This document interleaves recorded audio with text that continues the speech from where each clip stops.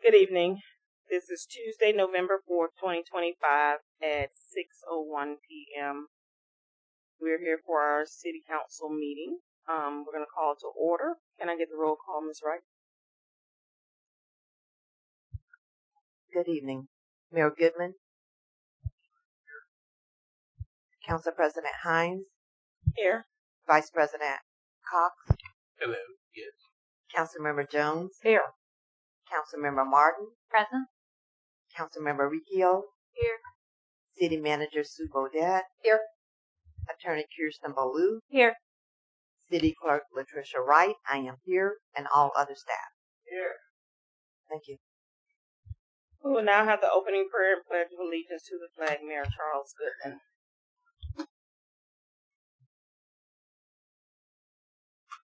Join me, teachers. Lord, we gather together as a community. Everybody with their own ideas. And let all ideas be heard. Lord, I just ask you to give this council the wisdom that they need to make the best choice for our citizens. They work very hard at what they do, and I just ask you to give them a shield and protect them, and to instruct them and inform them of what is best for us. I ask this in your name. I pledge allegiance to the flag of the United States of America and to the republic for which it stands, one nation, under God, indivisible, with liberty and justice for all. Thank you very much.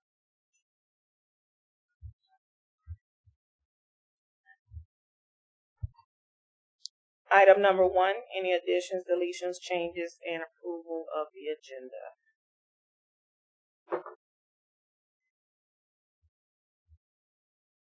If none, I would make a motion that we approve the agenda as published. I'll second. We have a motion and a second. All those in favor say aye. Aye. All those opposed say nay. Motion passes 5-0. Item number 2, Mayor Student of the Month, Mayor Charles Goodman. That would be me. That would be you. I say, wake up, wake up.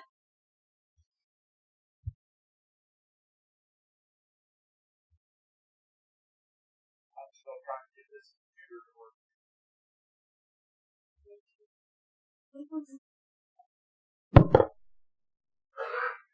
I have a computer adjuster at home. It's called a hammer.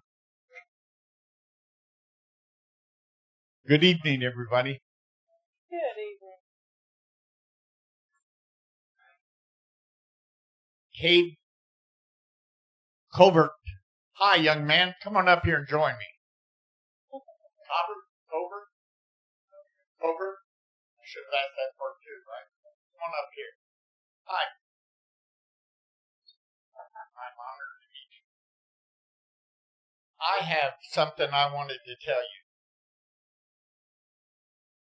You were nominated by Mrs. Hires, who made the following comments. Cade Covert is a sweet and kind kindergarten who brightens his classroom and our school each day with his caring nature and his cheerful spirit. Want to read it? I'll go right there. He is very bright, obviously, always eager to learn, and quick to lend a helping hand to his classmates. Cade shows great patience and maturity, especially during the recent transition between teachers. He has handled the change with resilience. That's a really big word. You know what it means? I was hoping you could tell me. With resilience, and always has a smile on his face. We are so proud of Cade for his hard work, his kindness, and his perseverance. And Cade, these people behind me is the city council. And to them, I would like to present you this, if you will hold it so everyone can see it out there. And it says, Outstanding Student Award, City of Williston, Florida. This is to certify, it's hard to You want to read that it? this is to certify that Cade Covert is awarded this certificate for academic excellence, leadership, citizenship, and attendance at Williston Elementary School, I think. Joyce Bullock Elementary School. Cade, you got to work with me here, buddy.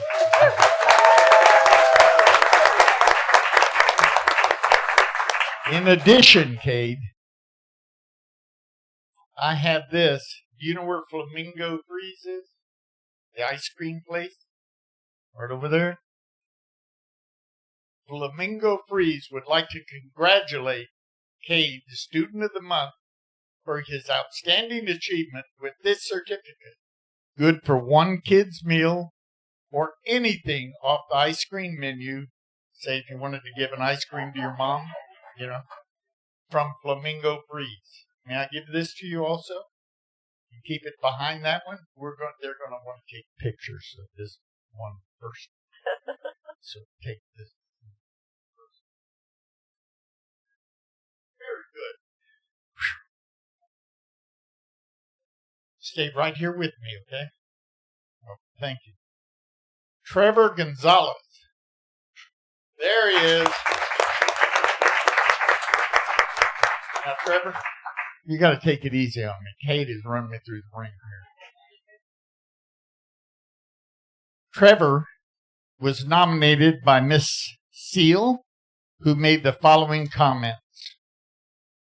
Trevor is a hardworking and self-motivated student who consistently puts forth his best effort. That takes a lot.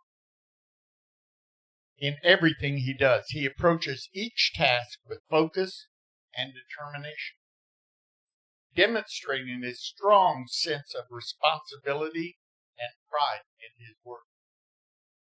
Very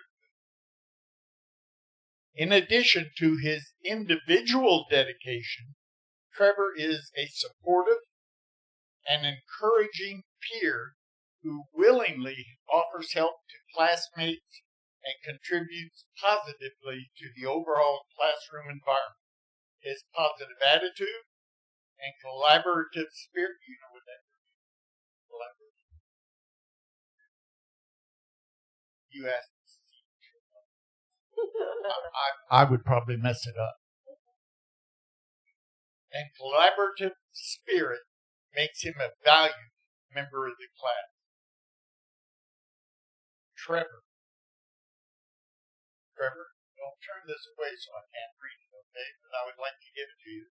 This is the Outstanding Student Award presented by Charles Goodman, Mayor, City of Williston. This is to certify that Trevor Gonzalez is awarded this certificate for academic excellence, leadership, citizenship, and attendance at Williston Elementary School, given this 4th day of November 2025, Charles Goodman, Mayor, City of Williston.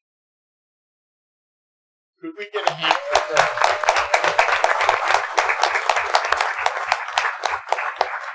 Now, Trevor, I know you heard this already, but Flamingo Freeze would like to congratulate you for your outstanding achievement with a certificate.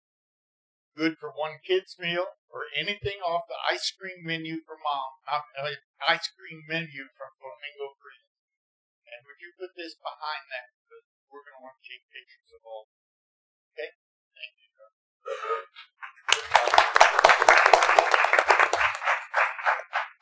Cody, are you here?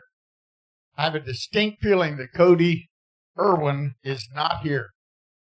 Cody Irwin going once, twice. I get his Flamingo Free. No. Okay, well, just so everybody knows about Cody, he's a 5th grader, and he was nominated by a group of people. Look, I can only read what's on this paper.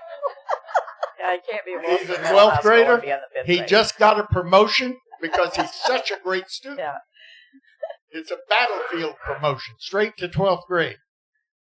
He was nominated by Chief Richardson, Mrs. Bobby Gowan, Mr. Steve Arrow here, and Miss Jody Nagel, who made some really nice comments. The quiet professional. His commitment to organizing our sports competition was exceptional, bringing great credit to the school and our program as we received visitors from 3 neighboring counties. Great job, Cody. So in his absence, maybe he's watching you. Would you please give Cody a hand?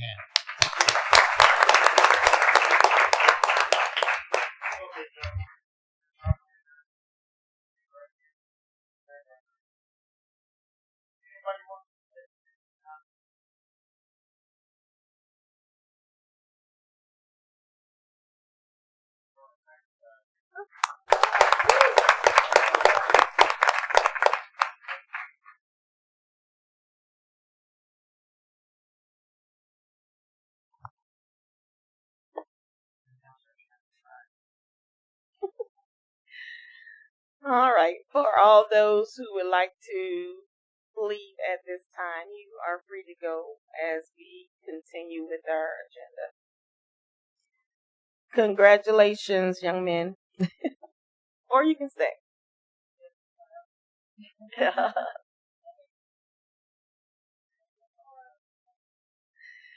All right. So we're going to move forward with item number 3, public participation.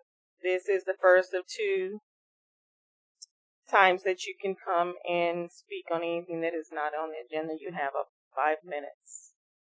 Do we have any takers?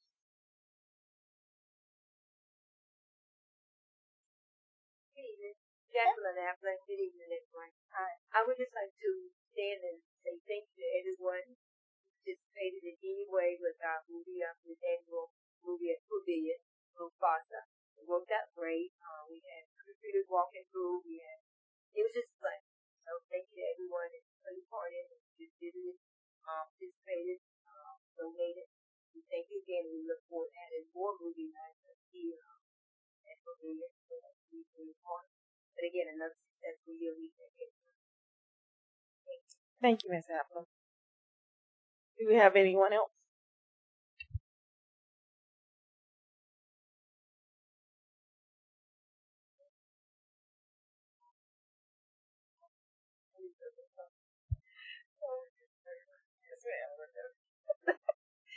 All right, so item number 4, the consent agenda. Council minutes from September 16, 2025. Council minutes from October 7, 2025. And council minutes from October 21st, 2025.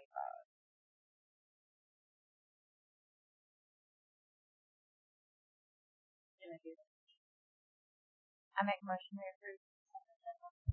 Second. We have a motion and a second. All those in favor say aye. Aye. All those opposed say nay.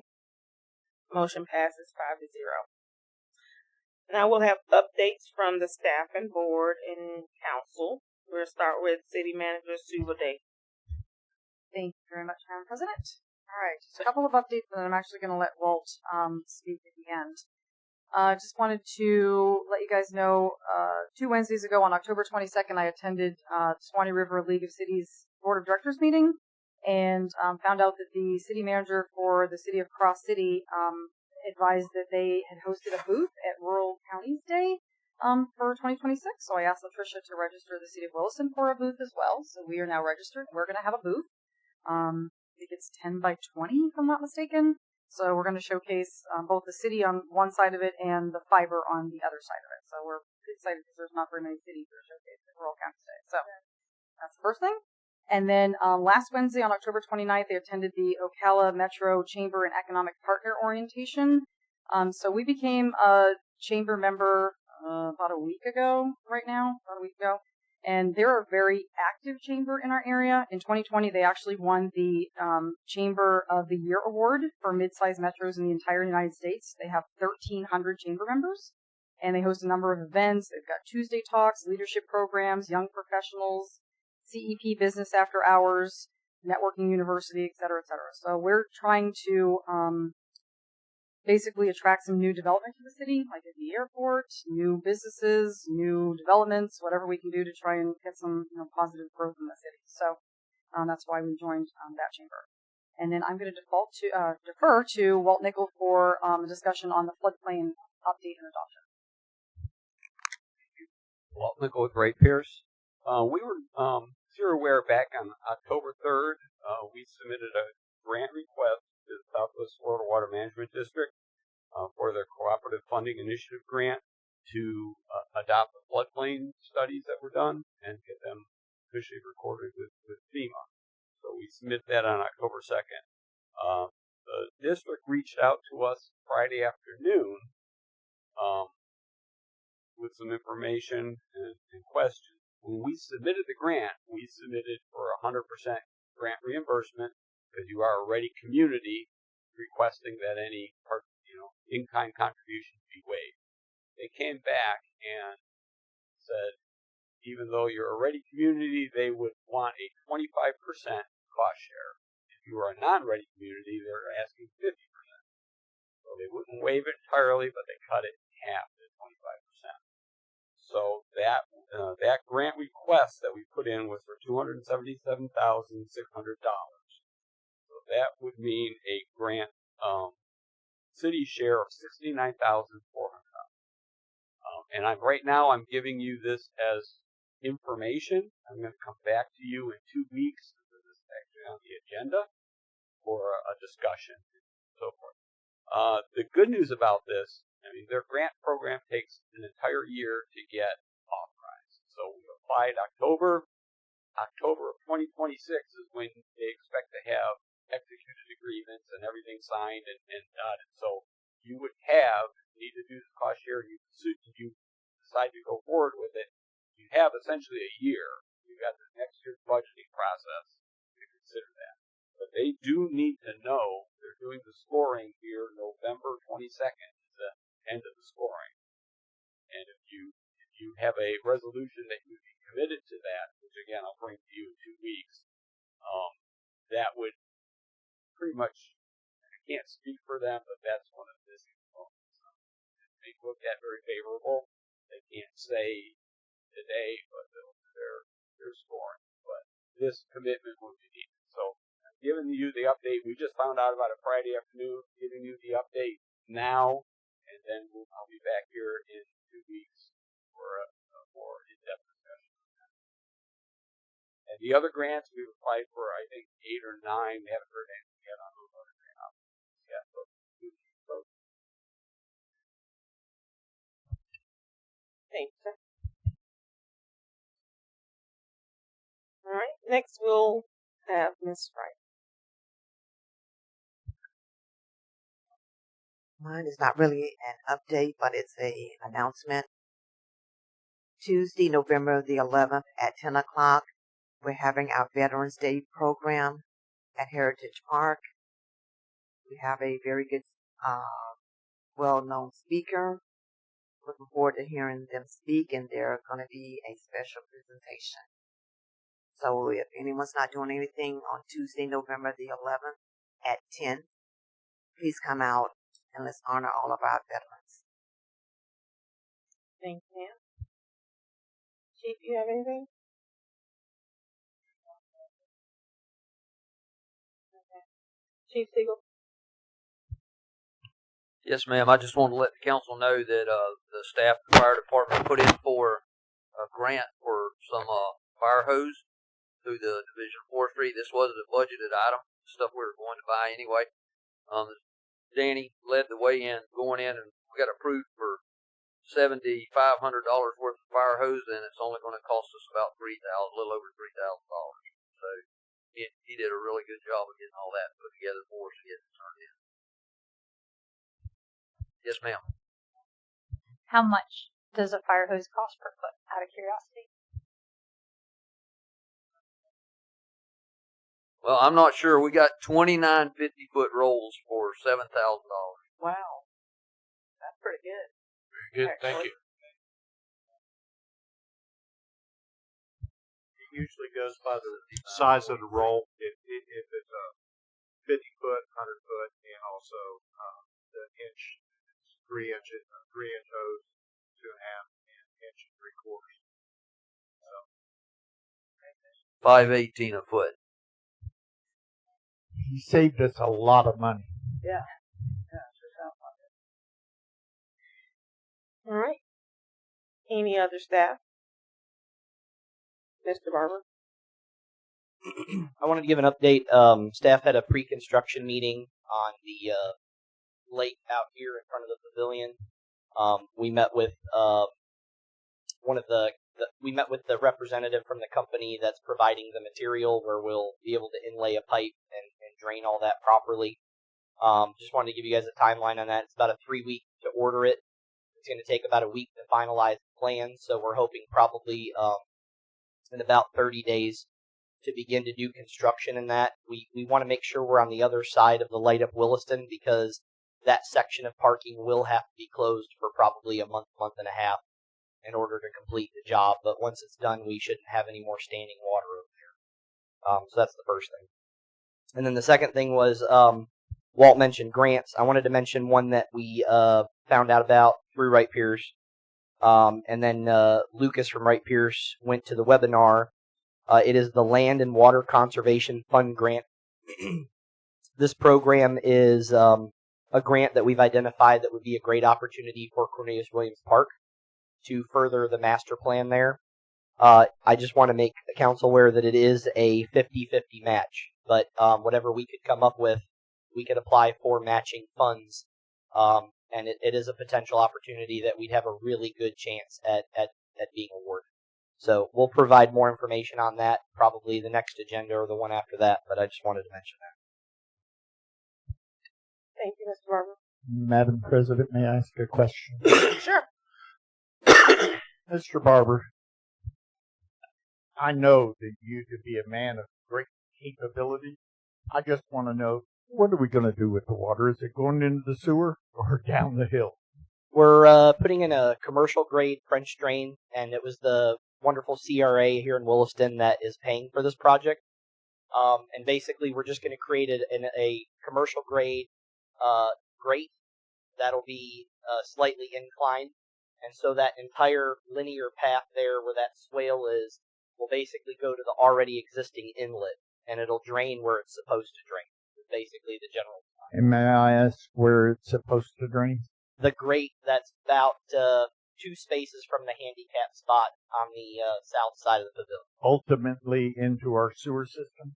No, sir, into the stormwater system. So it will go into a holding pond? So that stormwater system works its way down Northwest 2nd Ave, and it makes it to the Beaudet pit. Thank you very much. Yes, sir.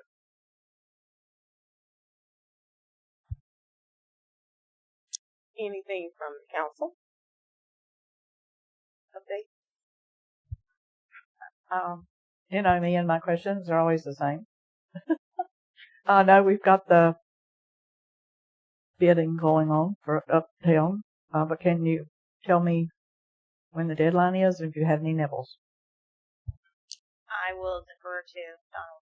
I believe the deadline was December 16th for bids to go in. It was a 45-day bid. Okay. Have we heard from anybody? I mean, I realize the deadline's not up yet. I could check with Nikki. I don't think that Central Bidding releases bids until the closing. Until they're finished? Okay. Yes. All right. I'm still looking for a copy of what we put up. Somebody sent me proof that it was up, which is not what I was looking for at all. I want to read what we put up. Okay, And what are we asking for? Yes. I Okay. would love to see that. Yeah. And I'm sure everybody else would too, because I don't think any of us actually saw it.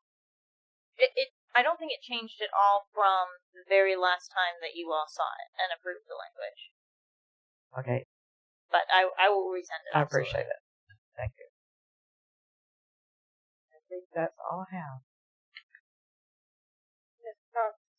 Yes. Of course, with the grants and when we have to put money towards it, first question is, do we have the money to do it? According to Steve.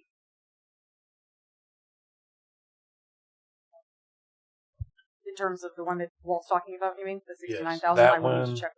Yeah. Or any of them that have where we have to put cash. Yep, I will check with him. I know when we've hired a couple of people for different positions, the amount of people applying for a job, if I understand, was low. We're not getting many people.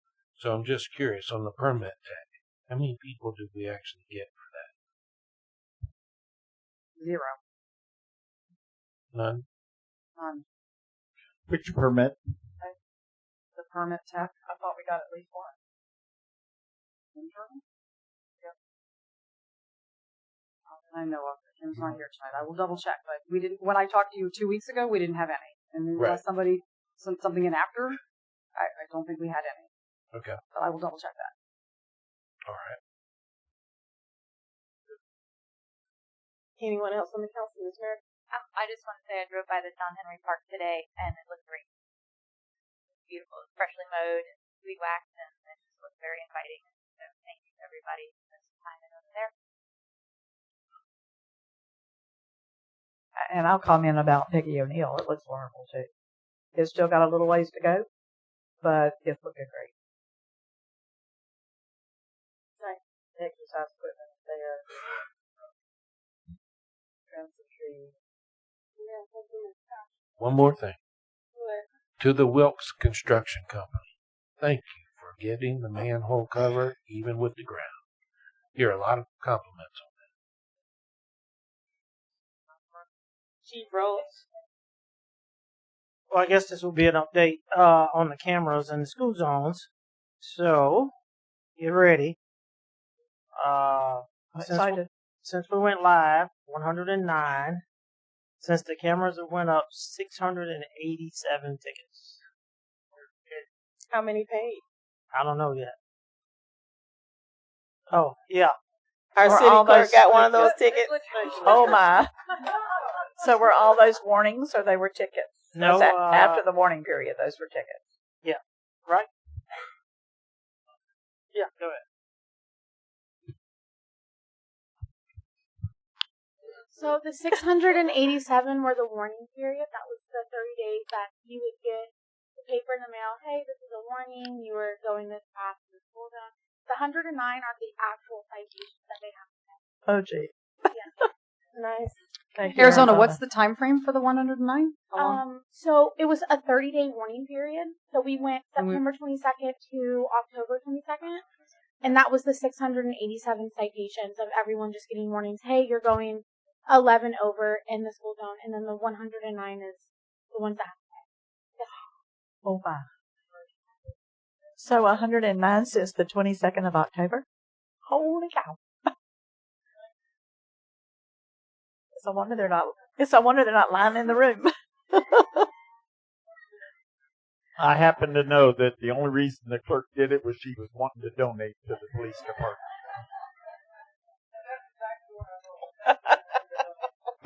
I think she told me she was testing the cameras in the system. I think it worked. Awesome. Okay. Mr. Mayor, you have anything? Nothing. Thank you. Really?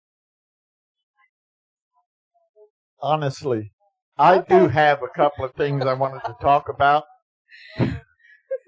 It has to do with my fine chief here of police and my fine fire chief, who are both, I just don't think we really understand the amount of money that they save our city by their connections and looking outside, trying to find grants, trying to find equipment that other municipalities do not need. Both of them, I'm very proud of. And I just wanted everybody to know that they are saving us, not me, us, a lot of money. Thank you so much. Thank you, Mayor.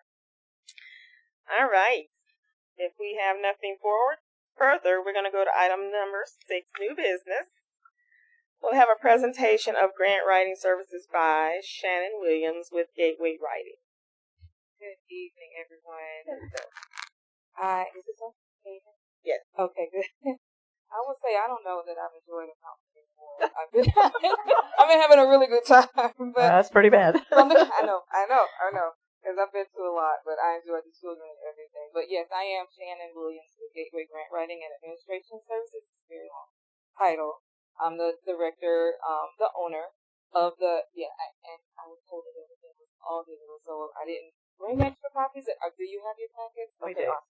Awesome. So yes, I just wanted to take a few minutes because I was told it would take hours, so I wasn't prepared to spend a lot of time. But want to just present my services to the city and just introduce who I am. Again, I'm Shannon Williams. I am native to Lake City, Florida. I've been there forever. My family's generational there. I think I'm 7th generation. So we've been there for a very long time.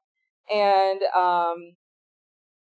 I started Gateway Grant Writing about almost 4 years ago now. I used to write grants for a civil engineering firm, and I left that firm because I wanted to pursue my doctoral degree, which I defended yesterday. And so I'm Dr. Shannon. All right. Yeah, I defended yesterday.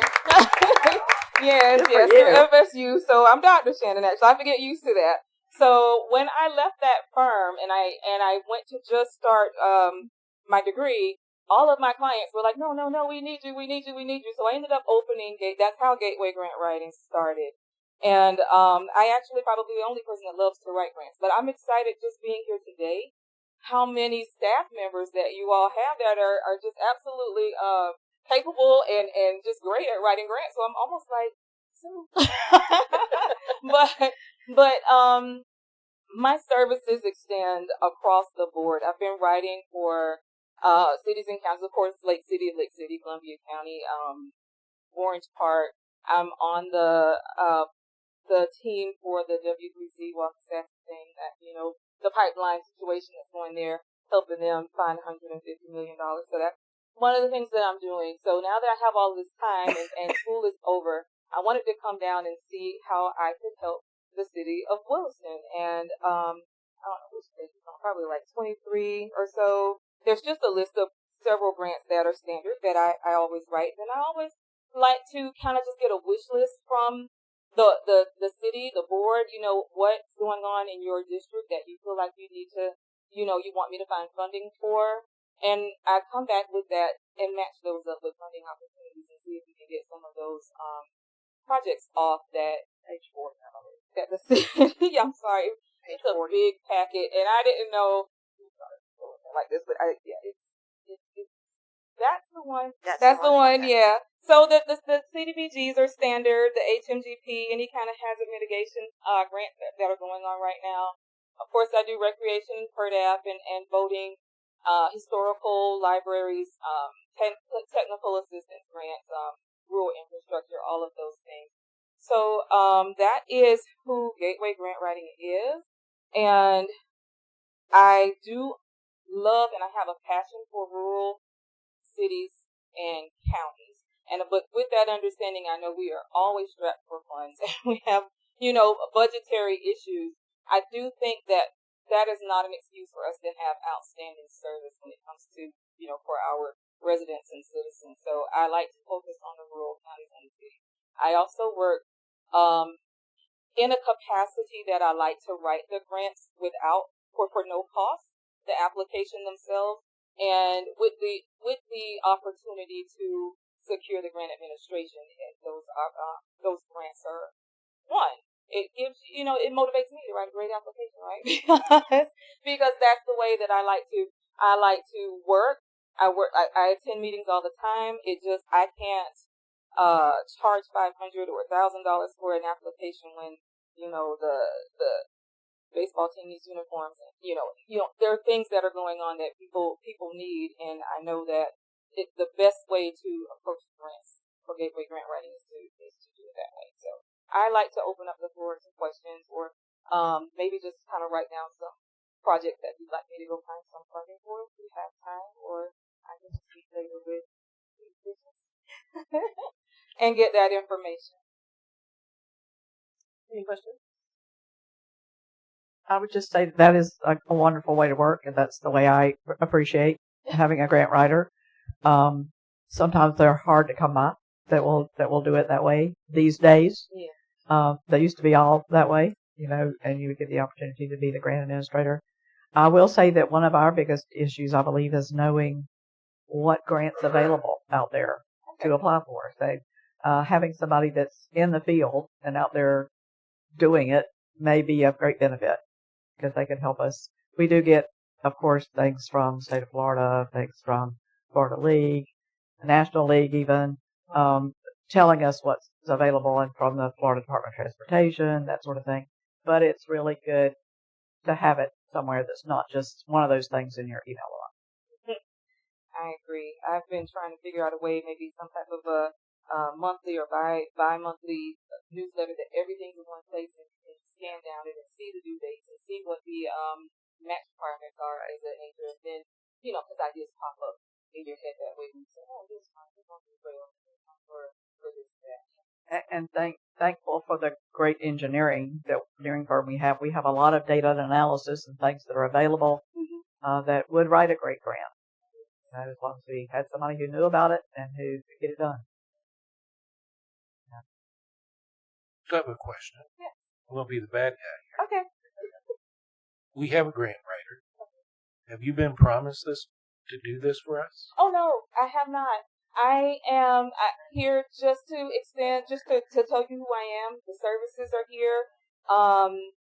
A lot of towns or cities that I approach, if they've already had an RFP process or they're, getting ready to start an RFP process, they work with me as a vendor. If they need me, they'll call me and contact me, and whatever fees there are, which are pretty minimal when it's just on the application side.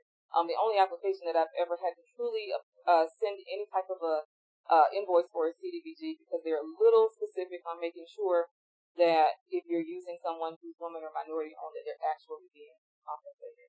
So, other than that, no, I haven't been promised anything. I'm just here to present services and, see if there's anything that. And I'm not sure who's our grant writer. Well, we've used him with the same understanding. He writes, and if we get it, we offer them on the administration. Yeah, we hadn't used him in quite a while, but. So in full disclosure, I'll explain why Shannon's here tonight. So Shannon, I met her a few years ago because, again, she was one of the grant writers for the Wakasasa project from Bronson to Cedar Key. Then we also had her on board for the town of Bronson. With Laura being gone, Laura was kind of our in-house grant writer. Shannon and I have been talking for probably 6 months. She's been very tied up with her PhD, understandably. But this would be Fred Fox. Again, we use them in Bronson, we use them here. His main focus is FERDAP and CDBG. That's pretty much entirely what he does. And then obviously we have Wright Pierce.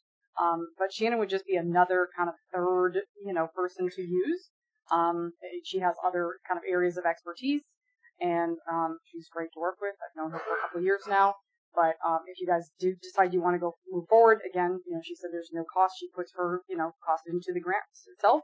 And we can actually she provided us, I did put it in the packet because it would have made the packet another 100 pages, but we have a piggyback, I think it's from Lake City that we can piggyback off of to avoid going through the RFP process.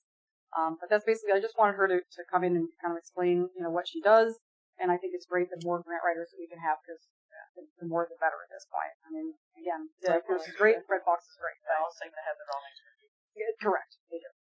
I would say I would be interested in more so kind of specifically for Cornelius Williams Park to see if we can get more grants related to out there. We've been trying to work with that park for upwards of 5 to 6 years, and we're not really getting anywhere. I know there's some other things that are falling into place, but when we look at funding or talk about funding, I don't think a lot has been really gathered related to that specific park like other parks have been, because I guess it's just a little bit easier.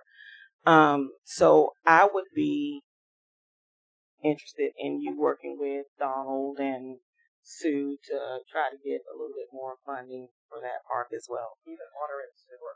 Anything she can get, I would be thrilled. Yeah, definitely. But that is something I would like to see done. Ms. Meredith. All those things. I want to say that with the recent cuts through Doge to a lot of the programs, and with the possible lost property taxes, which is coming, we now know for sure, on the November 2026 ballot. We might be in a huge financial hole going forward. So I think having an army of people looking for funding for us is the best thing we could do to stay, as hopefully as solvent as possible for as long as possible. We agree on more than area. Is there anything in particular we need to do? Just a consensus? If you all want to move forward, we can bring back the piggyback. Okay. Sounds good. Yeah. All right. Okay. Well, it's been lovely. Like I said, I've enjoyed myself. There is to laugh about, but thank you all for your time, and I look forward to working with you. Awesome. Thank you for coming. All right. At this time, we'll have an open public hearing, and we're going to defer to City Attorney Kiersten Ballou. Thank you, Madam President. This is Resolution 2025-128, a resolution of the City of Williston, Florida, authorizing the providing of communication services by the City of Williston, Florida, making certain findings of fact regarding factors considered by the City Council related to providing communication services, making certain findings regarding notice provided of hearings, adopting findings and other information included in the business plan attached hereto, adopting findings and other information included in the presentation attached hereto, recognizing the authority to issue bonds under certain circumstances, making certain findings regarding allowable pricing, making certain findings regarding accounting, budgeting, and cost allocation plan requirements, acknowledging restrictions on use of eminent domain requiring annual review and certain actions in 4 years, if certain requirements are not met, acknowledging other statutory requirements, providing for conflict, severability, and an effective date. So, listen, you're telling me. Like I said, longest one I've ever seen. So this is actually very exciting part of the process in providing fiber. Before we are able to provide fiber, which is actually giving the services and receiving money, we have to pass this resolution, we have to make certain findings, we have to, follow state law. But this is coming before you because we're really kind of close to that step of actually providing fiber. So I know that everyone's been really excited about that, so we are excited about it as well. The resolution in front of you, in accordance with Florida law, we're going to consider it at 2 public hearings. So it'll be this hearing, and then December 16th will be our next hearing. We had an opening in there in the resolution because we weren't quite sure. We're advertising that as well, so everyone will be made aware. We've advertised it in accordance with Florida law, which includes alerting the Public Service Commission and the Department of Revenue, and it's been we've had to jump through a lot of hoops to get here, but we are very excited to be here. There are certain findings that I am going to read for the record so that everyone knows that we have considered them, and then Hector will give a presentation to you all regarding those considerations that you're supposed to take into account. And then we'll pass this resolution on sort of like a ordinance. We'll pass it on first reading tonight if you all choose. And then it'll be passed again on second reading on December 16th, if that makes sense. So, the factors that you are required to consider, and that we will be discussing in the presentation tonight, are whether the service that is provided or proposed to be provided is currently being offered in the community, and if so, whether the service is generally available, whether a similar service is currently being offered, and if so, whether the service is generally available throughout the community, if the same or similar service is not currently offered, whether any other service provider proposes to offer the same or similar service, and if so, what assurances that service provider is willing or able to offer regarding the same or similar service. The capital investment required by the governmental agency to provide the communication services, the estimated realistic cost of operation and maintenance, using a full cost accounting method, estimated realistic revenues and expenses of providing the service, and the proposed method of financing. And then the private and public costs and benefits of providing the service by a private entity or a governmental entity, including the effect on existing and future jobs, actual economic development prospects, tax-based growth, education, and public health. And I will hand it over to Hector to talk about all those very exciting things. Good evening, Madam President, Vice President, council members, mayor, staff, Hector Samari with the services, things that Kiersten just described. And So I'm going to be brief with this presentation. My point, the purpose is just to touch on those things and share with you how those things are being met. So I'm going to start by this first one, just the very top bullet. The city made a very smart decision back in 2023 when they hired Lit Communities to do this study to figure out just what was going on with broadband in the community. Was it needed? What kind of technical requirements were there? What kind of financial requirements were there? Just to get a better understanding of what was out there, and with the sole purpose, as you see in that first bullet, just so the city could realize its mission to ensure that the city of Williston is well positioned to meet the current and future needs of its residents, businesses, and anchor institutions. Next slide. So in addition to doing that market survey, they did a lot of, Lit Communities looked at a lot of data provided by the Federal Communications Commission. And I just wanted to share a couple of slides where that data came from. You can go on to the next slide. And then the one after that. And what they found was who's providing that service today. You saw CenturyLink, you see CenturyLink, Hughes, T-Mobile, and there may be others that are coming around. But that's what they found that was existing today. And you can see the numbers of the speed that was being provided, 100 megabytes, and then 10 on the upload side. Thank you. So that's what they found, and you can go on to the next slide. Probably the most important thing that they did find in that market survey was that you can see the numbers here. Sure, 91, almost 92% had internet service. So you can look at there at the bottom, almost 90% of the residents, those that were surveyed, said that we would absolutely pay more or would absolutely consider paying more for faster, more reliable service, almost 90%. Only 10%, 10.3% said that they were not willing to pay more. Next slide. And why is that? Why were they willing to pay more? There at the very bottom, because 81%, over 81% their speeds were below the FCC, Federal Communication Commission speed requirement. So if you're really that slow, sure, you're going to want to pay more. So the market was there, and it's great to know that the market is there. So you can go on to the next slide. But what was the where did things stand on the technical side? Could you do it? And of course, on the financial side, how much was it going to cost? So the need was there. So they looked at the technical side. They looked both at the Tier 3 and Tier 4, which is your middle and last mile assessment.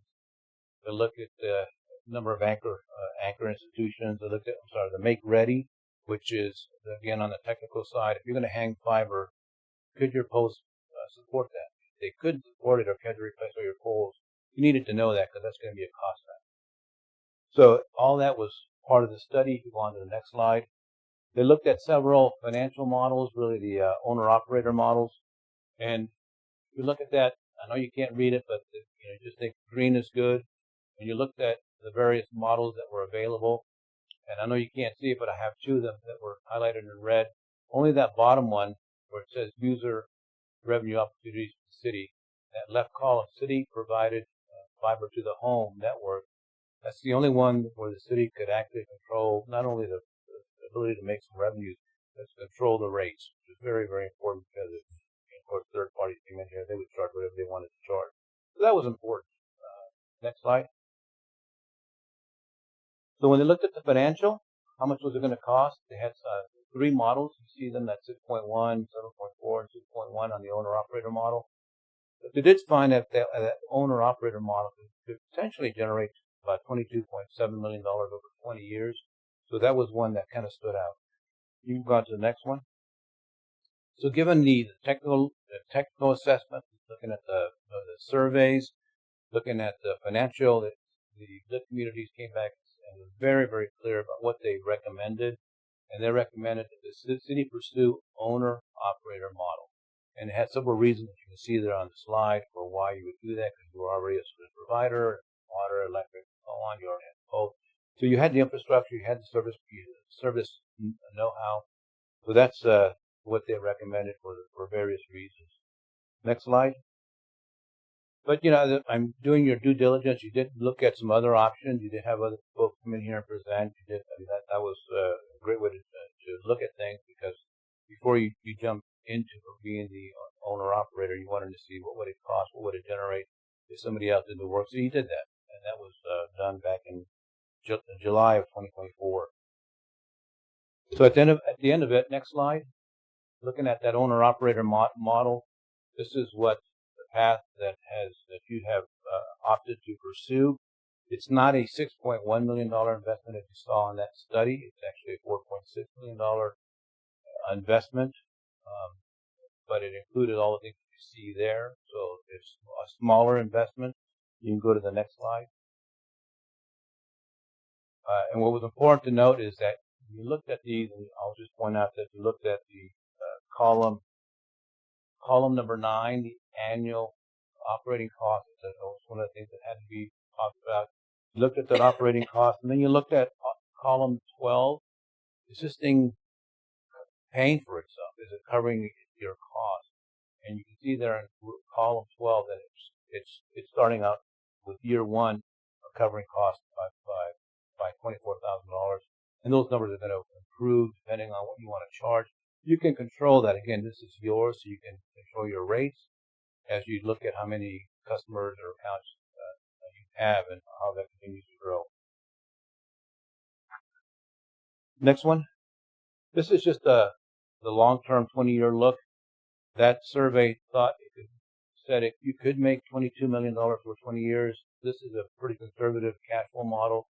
You can see the numbers. It's about 9.8 at the end of 20 years. But again, this is depending on the number of customers, but more importantly, the rates that you want to charge. So this is again a conservative estimate. That last slide. Again, touching on those things that are in that resolution. So in addition to being able to control the rates, which is a huge benefit, some of the other benefits that are good to highlight: jobs. This is now a city-owned and operated service. You get to hire the techs, you get to run the operation, you get to manage it, and as it grows, you get to employ more and more people. You want to operate outside the city limits. Then again, in the future, you get to do that. Tax base. I think we all know that if internet is high-speed, reliable internet is not available, not only residents but businesses are going to be hard-pressed to want to move in here.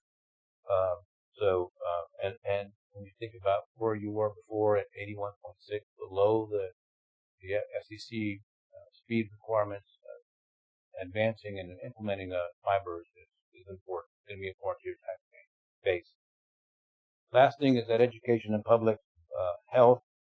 You know, you had those kids here, Kate and Trevor here earlier, and being able to, they're doing wonderful, but now you're providing that high speed, 1 gigabyte speeds, all the better. I had to rely on encyclopedias. I'm not sure about the rest of you, but those were the days. Much different now. But, for the education, I think we all know that not only, education, we all know that since COVID, more and more of us are working from home, and having that high-speed internet is so important. In the study, it said that it's crucial for socioeconomic progress in the community, for your anchor institutions, and telehealth.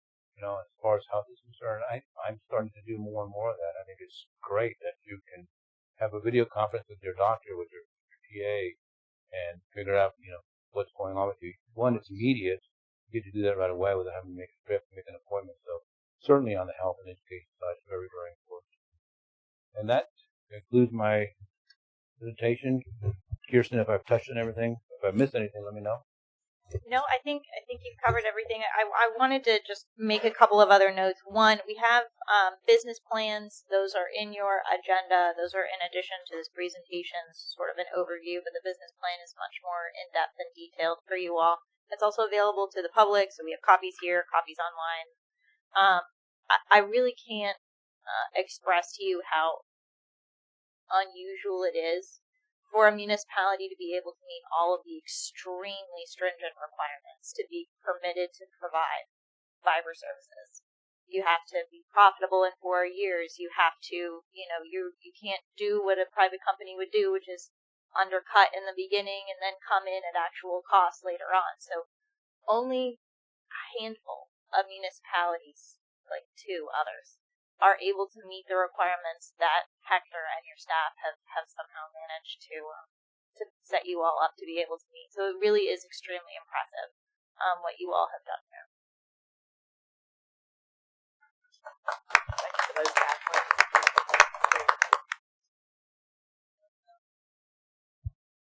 The numbers that are in the presentation aren't the numbers that we are actually going with. That's something that we have to decide on, or is that those numbers? Yes, those are the numbers. Now the cash flow. So every year we're going to be increasing. That is entirely for fiber. you. Yeah. It does. If you look at it, each That year is the plan in these documents. That each year there's an increase. 2.5%. CPI. See? Every year it's yeah.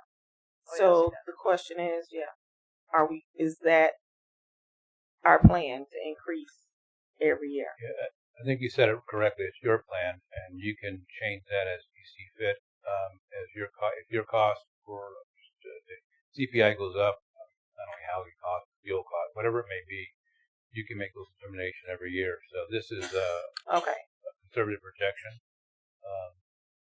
and even at these rates, I'm looking at year 10, you're still lower than what some of these other providers want to provide. I mean, right. Some of your competition was already starting at about $80 in year one. I will say that you have to do an annual review of this process every year. Okay. So you have the ability to change this at any time, but there will be at least one open public hearing where you consider all of this. This is just the plan as it's laid out right now. Okay. So yeah, that's what I want to know.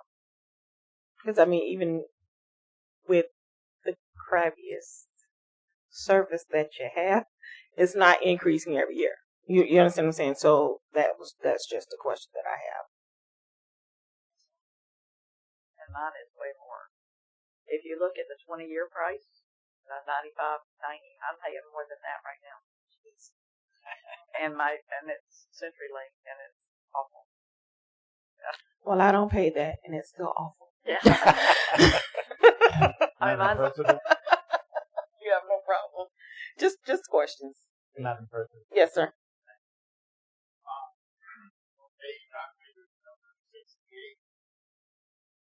This is where it talks about what the president was talking about 2.5% increase.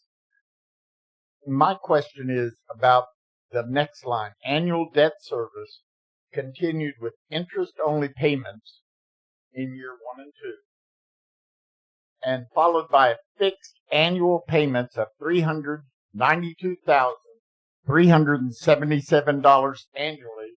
Does that pay this loan off in 20 years, or is that like annually perpetuity? No, 20 years. So this $392,000 plus, that's calculated to pay this loan off in 20 years. Yes, sir. Thank you. Yeah, fixed payment. Could we pay more than that? Absolutely. If you want to donate. Donate what? No, I mean we have profit, and if we have $260,000 in profit, then we could take $100,000. I'm just saying, not really, but we could take $100,000 and pay another $100,000 to pay it off a little bit sooner. That's so what I'm asking. The question is there a prepayment penalty? No penalties. There is none. No prepayment penalties. We were hedging our bets when we put together that loan. We thought we might be able to do something like that. Okay. Thank you. Curious. Thank you. Okay. All right. Yes. So the motion would be to adopt Resolution 128, if that's what you choose. I make a motion we adapt Resolution 2025-128. I'll second. All right. We have a first and a second. Any discussion from the public? Any discussion from the council? Seeing none, I move to vote. All those in favor say aye. Aye. All those opposed say nay. Motion passes 5-0. I'll close the public hearing. All right, Resolution 2025-125, resolution of the City Council of the City of Williston, Florida, relating to the State Revolving Fund Loan Program, authorizing execution of Amendment 1 to Loan Agreement WW380610 between the State of Florida Department of Environmental Protection and the City of Williston, providing for a conflict severability and effective date. City Attorney Kiersten. So I'll default to staff for more specifics, but essentially what this does is we need a little bit more time in order to get all of our planning together for this project, and the State Revolving Fund has agreed to allow us to extend our deadlines under the loan agreement so that we can get the planning piece of this in place and then continue on. So it doesn't change any of the substantive numbers, it's just sort of the timeline for it.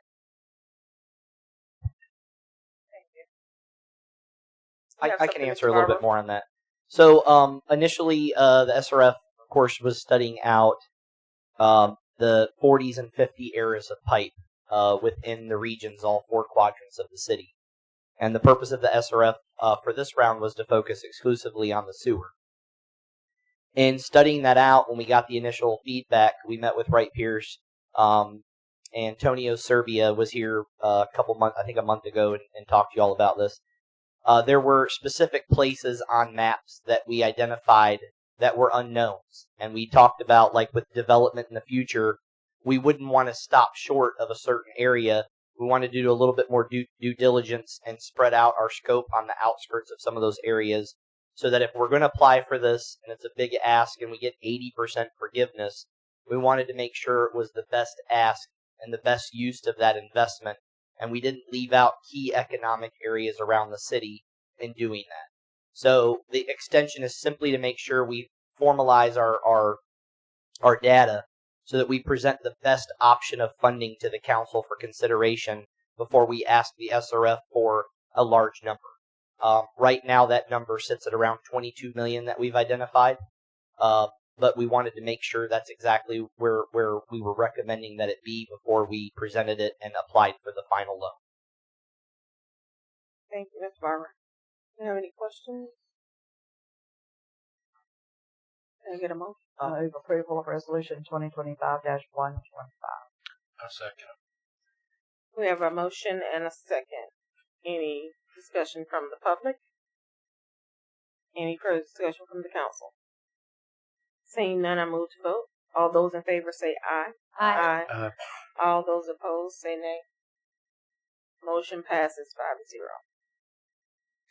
Resolution 2025-126, a resolution of the City Council of the City of Williston, Florida, approving the mapping and loss estimations of the Williston Sewer Treatment Waste Plant Digester, Oxidation Ditch, Clarifier, and Line Ponds, and approval for Sedivision. Is that correct? Sedivision Services, authorizing appropriate parties to sign any document required to effectuate same on behalf of the City of Williston, providing an effective date. Public Works Administrator Donald Barber. Thank you, Council President. This is a program that the city participated in 2022. It was after the first stage of our plant upgrades. We had completed those in 2021, and the council at that time had approved a similar document. In order for Sedivision to go through a state funding process, and they do it all free of charge, they have to get council's permission that we want them to do this service for us. If you all agree to pass the resolution, we will turn this over to Sedivision, and they will go through that program this year.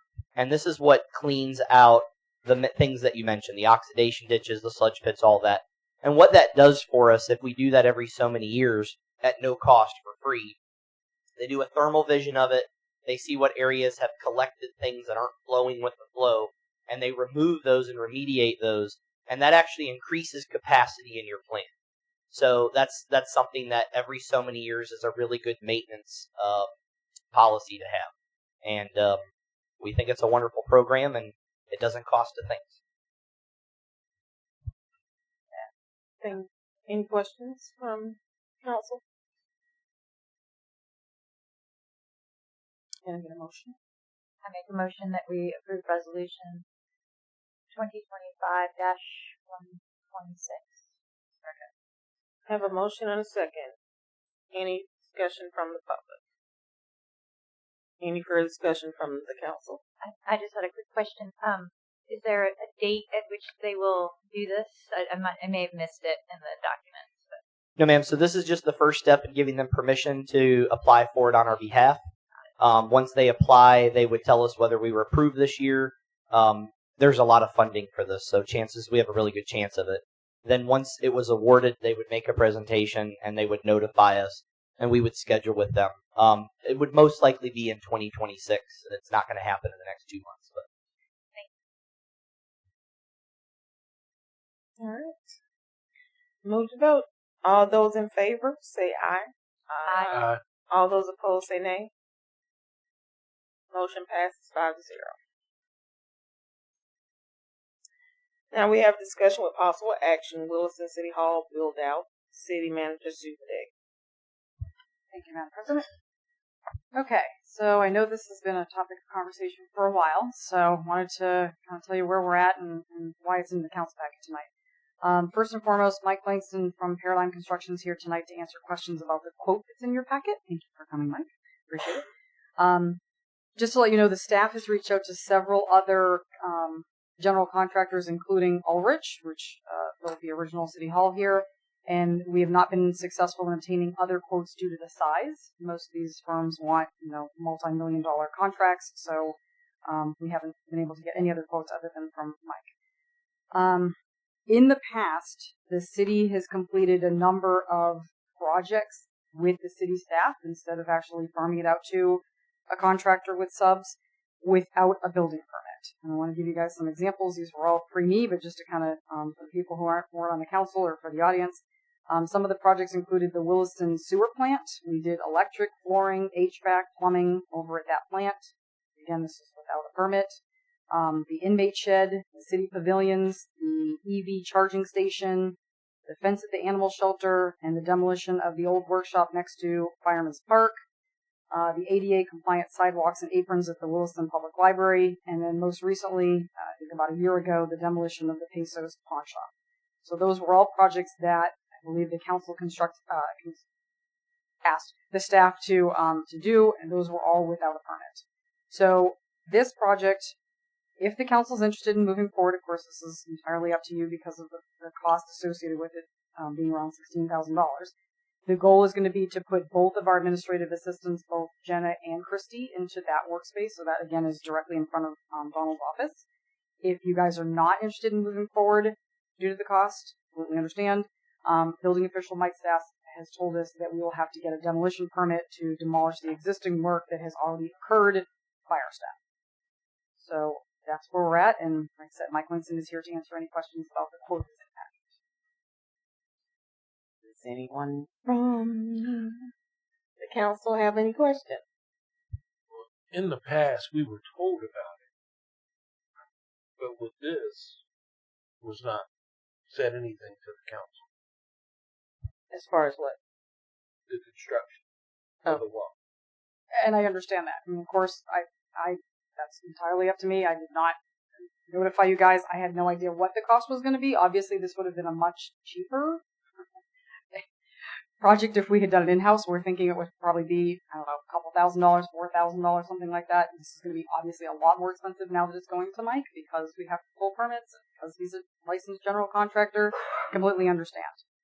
Again, the staff has been advised now at the last department head meeting that we are not to make any changes to City Hall without approval from the council. And I think that's what's needed. Yes, understood. Yes, completely understood. But there is a conversation to be had here as well about the fact that we've been doing all of these projects with no permits. Thank you. This point. So, Madam President. Are you May done? I speak? In just a second. Were you done? Okay. Yes, sir. Here's the issue that is before this council. We make everybody else pull permits, and we want to present to the community that we don't need to pull a permit. That is against state law. We have to pull permits. And I understood. I have been aware of all the other, including the old city hall, all the work that was done without permits. And my point when I found out about this one is we need to stop that. We need to start doing it right if we're asking everybody else to do it right. And that is the reason this whole thing started. Thank you. And I can tell you that I know we've done that work, but I had no idea we hadn't gotten permits. Now, that's not for us to do. I understand. That's for staff to do. I had no idea that all those projects had no permits. Correct. I understand. Just full disclosure. Just letting What everybody I was know up- where we're at and how we got here. What I was upset about. All the employees knew. Now, I'm not saying the council knew. I'm saying all the employees knew that they didn't pull permits for any of that work. I have It's not their job. heard that since then. Yes. It is, in fact, the supervisor's responsibility. And we never held supervisors accountable, and that's fine. That's the council's prerogative. But I am just bringing this up because I would like to see this practice stop because it's not fair to our citizens. Understood. It's against state law, as you said. Yeah. And again, so when I found out about this, Mike and I went and put a stop work order. It has been on, as you have seen, for several weeks now until we could get a quote from Mike Langston. He's been working on this for the last several weeks. So my question is, why do we need an office? Why do we need to build out an office or a space? What's wrong with the space as it is? It's open. There are some confidential materials that are in there. So from what I've been told, and Donald can kind of back me up a little bit on this was originally a storage area. Now, obviously, we've had to use it because we have some additional staff that's back there, and there is some confidential information, so we would like some doors and walls up if possible. Can the confidential information go into the supervisor's office? I mean, why are we making an effort to spend money to change what things look like so that I can answer that. Just put it into a location that's already locked. I can answer that. There was an entire designated area for the tools and equipment and files that the city manager is referring to. That closet now houses all the infrastructure for Williston Fiber, which you just heard about earlier tonight. So it's become a server room, and it can't have all those things in it. So we literally have no place. It's not even a matter of staff. We're running out of room. Latricia can verify the same thing with stuff on the other side of the hallway. We're running out of closet space as the city has gotten involved in more programs and more things. So there was a shed that was purchased, authorized. That shed was meant to house things that we can't fit in City Hall. We're running out of room. I mean, when the design of this building was done, and it was brought before the council at that time, the purpose of this building was actually to have a second story eventually. That, because of cost, was gutted in some of the final stages, but there was always an intention to grow City Hall as the services and departments grew because of growth in the city. But we're running out of space. I mean, we've maximized all the space that we have that's available. So if we're running out of space, we have space at the front up here where the clerks sit, and all that space in the back. If we're looking for places to house sensitive information, then have a location back there for sensitive information. Is there really a need to build out a whole new office just for sensitive information? You have an office, Jonathan has an office, our administrative clerk over here does not have an office. So why are we wasting city money for office space that we don't really need? Well, Ms. Hinds, I wouldn't say it's a waste. It's an open space that's not useful for many things other than storage, which we no longer have the room to do. And we're not building an office. We're closing in 2 walls. That's what we're doing. Actually, it's 1 wall and then windows. So it's, again, when the staff had approached this, it was a couple of $1,000s. Now, obviously, with a contractor, it's a lot more than that. But, go ahead. Sir, if you'll come to the mic. If you'll wait till you get to the mic. So the thing I think you miss when it comes to projects is it seems like it's just let's frame something up and then it's done, right? We spend $2,000. That's not it at all. I mean, Charles, you're a builder, right? You got drawings you got to go after. You have certain specifications. You have so many different pieces that go in these projects. So I put, for instance, with this situation, the project cost total was $13,000. That's just actual cost of the job. My margin is 22%, which equals $3,138.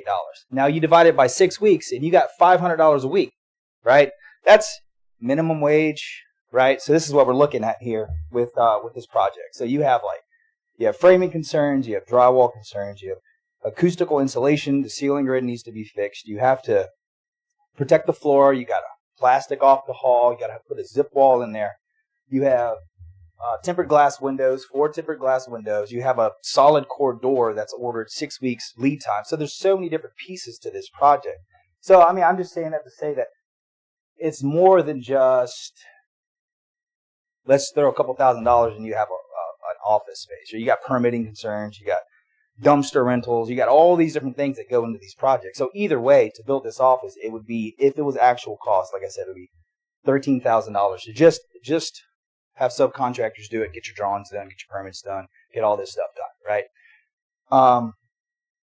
Because I don't want you to think, because I kept hearing, and I'm like, just because I'm a general contractor don't mean I'm trying to stick it to anybody. I'm trying to be super fair with a super low profit margin on this project, so I don't want it to be like Paradigm's coming in and they're going to try to get what they can get out of the situation. So that's part of it too, is defense of that. It's like, I'm really just trying to come in. I've been a part of the community for a while. I have the license and the ability to leverage the license to help. I want to help. You know what I mean? So that's it at the end of the day. Now I understand it's taxpayer money that needs to take care of the situation in office space, but from the project perspective, not the funding perspective, it's probably the best deal you would get to build that office out. So there you go. Thank you for that explanation. My question still remains: why do we need to build an office space? Correct. That is my concern. Why? Yes, sir. When you're finished, sure. The question is, why do we need to spend money? Any money, whether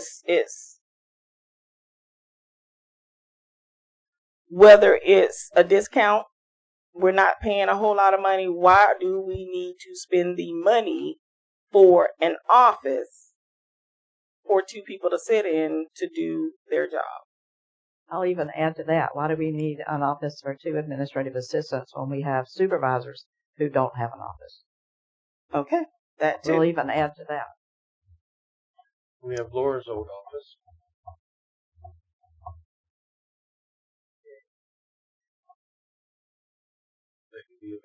So is there space? Well, we are putting, just FYI, Mike in Selena's old office, so now Mike will have his office. Who's Mike? Miller. Sorry, okay, Mike Miller. Okay, thank you. So he is getting an office. He just hasn't had a chance to move into it yet, I don't believe. And Laura does come in a couple days a week. I mean, she does use her office, but yes, we could certainly use that office for something else. Because the inspector, whoever does when he's here. He works right in that office right there. Okay. So we could do the same. Okay.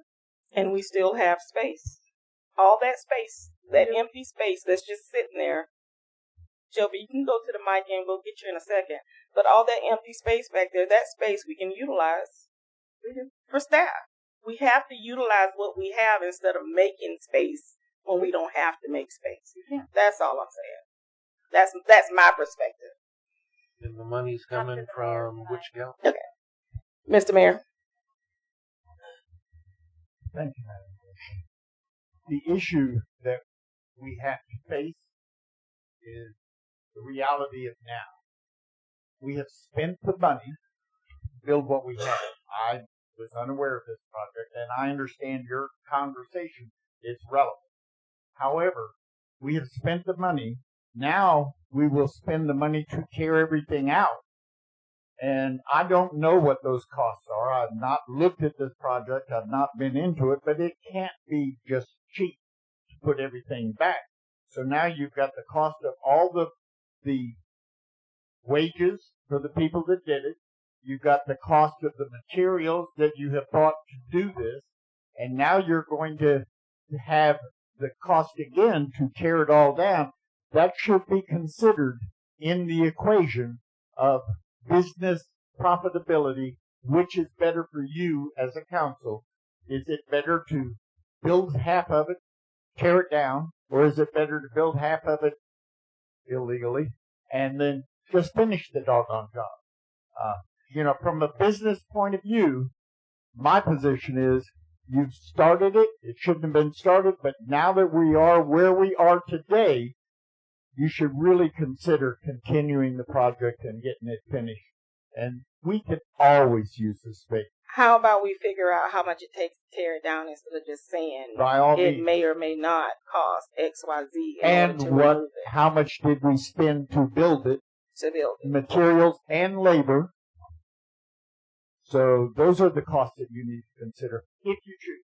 I yield the floor. Question, because do I understand that it's got to come out anyway because you want to put up metal stuff? Yeah, the existing is metal So stuff. the wood that's there has got to come out anyway. Yeah, it's not He wants to fiber, put up yeah. metal stuff on. Yeah, it's got to be metal. Yeah, that's what I was reading. Unless we can So yeah. yes, Ms. Top.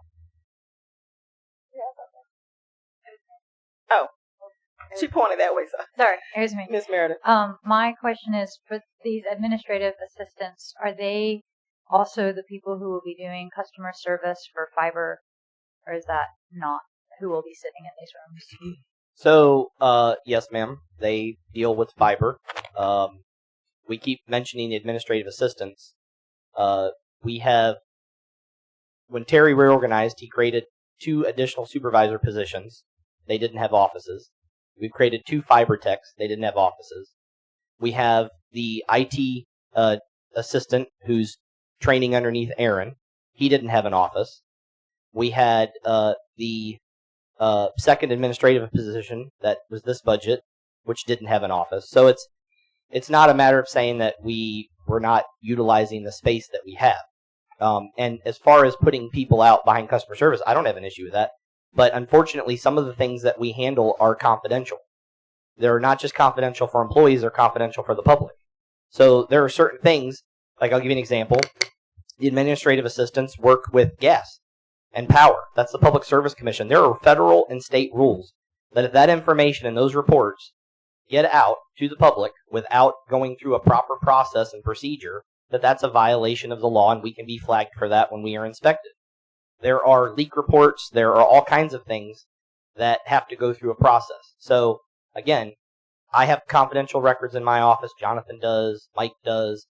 But we're in a secured area because of the door here. Once you say go behind customer service, the problem with that is during the day that is not a secured area. Anybody can hop that counter. Anybody can access that area if they wanted to. So that's part of the problem that we have. But I mean, this isn't just administrative positions. How big is your office? And how big is Jonathan's office? Can 2 of you share an office?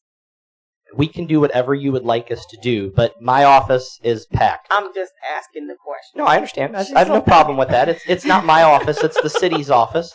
It's not my office. It's the city's office. I mean, I'm pretty packed in where I am. Nobody can come into my office and say I have a bunch of square footage that's not being used. I don't think you can barely get into Aaron's office. Jonathan's office. I mean, correct. I'm not going to answer about his office, but Mike's in a small cubby hole. Even when he moves into Selena's office, Selena, when she had all of her stuff and her records, was packed in there. Again, we've added positions. This isn't just about another administrative assistant. We're trying to figure out where to put these things and stay in compliance. And we had a storage space that Danny Wallace was able to get us climate-controlled containers, and we moved a lot of that storage equipment out to the sewer plant. We put those containers out there. They're air-conditioned, and we freed up space for human bodies to do work for the city. And that's where we ended up. And, of course, it's totally up to y'all, but, I mean, we wouldn't be asking for space if we didn't need the space. We're not wasteful. So and my question was just that I do think the reason my question was about customer service is I do think that it's important that when we have people answering phone calls for customer service, particularly with Williston Fiber, which is something that's really important, that we get off on the right foot. We have excellent customer service. We have very focused staff. I do think visible. What's that? I say they're visible. Well, if not visible, they certainly are not interrupted. I do think it's important for them to have space in which to work where there are as few interruptions as possible and they can do the best job as possible. I'm not opposed to adding more office space. The city is growing. Our utilities that we're offering are growing. The number of residents in the city are growing, so we are going to need more space. I think it would be wise for us, future board, to think about how we're going to handle that. Maybe the airport coming into play at some point in time, because I know they've got offices, or just because you guys have offices, Ben's like giving me the devil horn stare here. But yeah, but you know, I mean, just in terms of looking, well, but looking at the spaces that we have, that we want. I'm not talking about the new airport. I'm talking about the old airport, the old airport building. Just being creative. Sorry, I take that back, Benton. But being creative. No, I'll leash you whatever you want. Right. Well, exactly. You know, yeah, but you know, exactly. But looking at the spaces that we have and having a strategic plan going forward. But that's not the issue tonight. The issue tonight is this project, unfortunately, was started in such a way that it's going to cost the city money because it wasn't done right. We can't fix that. That ship sailed. So the question is, like, do we go ahead and commit this money to making these rooms useful, or do we tear it down and then have to revisit needing the space again a year from now when, you know, we need the space a year from now? But isn't the space useful? Have you been back there? I have. It was just a stack of Tupperwares. I'm not going to lie. It was, but that's not what it is now. And if they've moved stuff to put stuff in different locations, now you've opened up a space in order for desks to be put in that space. If we're going to tear it down anyway just to put something else back up, we just might as well tear it down and leave it down and not spend the extra money. I would like to say something, please. Go ahead. Would you like to go first? I would just say, did we have something? You go first. Okay. So I would just like to say that we, as we said earlier, are struggling to get people to apply for open positions. And what the city of Williston pays its employees is embarrassingly low. And if we're already going to pay people a low amount and then say, oh, and by the way, you're a supervisor, you have to share an office, that's like another slap in the face. Nobody here wants to share an office with anybody else. Like, we can find this money. I don't know if Steven's on, ask him where we can find the money, or if it's going to be something that benefits Williston Fiber, maybe we can roll that into Williston Fiber. I don't know. But you can't say we're not going to spend this money and have people sharing offices. That's ridiculous. I'll say it again, like I said last time, it's 2025. People that are working are entitled to have a space to work that is their own space. So if they want to go in their office and scream into a pillow, they can do that. If they want to go into their office and do work, they can do that. They don't have somebody else in their office. That's my TED. Do you have something to say before I speak? Yes. Go ahead. So the administrators, one of them, which ones work in the fiber side? There are 2 fiber techs for fiber, and then there's an IT assistant, and then of course you have your IT director. But I mean, I'm sorry. Hold on a second.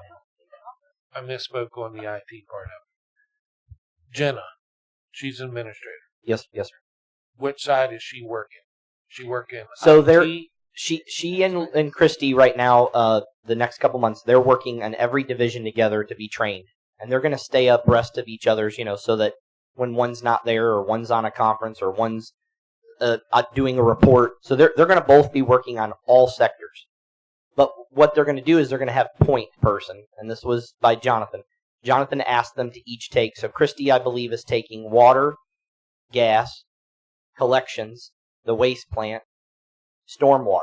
So she's taking those 5. Jenna was going to be lead in doing the invoicing and the reporting for electric, for fiber, for facilities, for roads, and for parks. So those 5. So they were taking the 10 divisions, they were splitting them up. One is playing primary to the other, but then they both still have to stay abreast of everything to be able to fill in and back up in case there's any kind of issue with vacation or anything of that nature. So that's how Jonathan had decided that he was breaking apart their duties. Okay, I thought that one was going to be designated for, for fiber. Well, that's both of them, but Jenna is going to be the lead in fiber because fiber and electric are so closely related. Okay. And one other question. Where'd all the money come from for the wall? So we have spent, I want to say somewhere around $2,000 or $3,000 thus far on the project. Moving forward, our intention would be to split this between 5 divisions, $3,000. Right. So And we have the money in our budgets currently. Hold that thought. You can actually come up there, but you just have to hold that thought. So, this is what I'm going to say. We're not hiring people to make them comfortable. We're hiring people for them to do a job. 2025, 2027, 2029, it does not matter. We're hiring people to do a job. Sometimes you have to share space with people. So, that being said, why not? Okay, maybe Donald and Jonathan don't need to be in a space together. That's fine. But, why are you laughing? Yeah, maybe that's fine. But do we really have to build an office for 2 other people to sit in? Even if they sat in the back there after removing everything, because you got to remove it anyway, regardless. They're in a space where nobody can overhear these sensitive things that are not supposed to be said in the public. Make them a nice little office space without building an office. If you remove the walls that are there right now, there's still not enough space. The desks are still there already. Yes, Mr. Aaron. Well, that's exactly what they're trying to do. They're trying to close in an open area and make it a private office that they can conduct their work in. But that's what we're saying. Why? And not be disturbed by all the work and the workers coming in and out that's disturbing them. And there's conversations they may be having that are just out in the open. It'd be like sitting there at your desk trying to be an administrative assistant doing your job with everybody coming in and out of here and continuing going to the bathroom or getting a drink or doing what they do. I do it currently. That's all so we're doing. So therefore, I do it currently. So therefore, that's not. What's my job? That is not a reason to build an office. I mean, feel how you feel. I'm just saying. Joby. Okay. Why can't I'm you sorry, move, Mr. Penny. Why can't you move IT and the new service, Cowlink or whatever it is, the new internet service, and move it out to the airport? They got plenty of space temporarily because eventually they're going to need a new building in the in the next 2 years with all the growth. I mean, Benton's got plenty of room over there. I mean, instead of wasting our tax dollars and our money, I would look into that. It needs to be remodeled before anybody uses it. The old FBO is leaking like a sieve. I'm talking about into the new building. He's got a couple of. They move it to the new building. It's got aviation. That's not happening. Ben.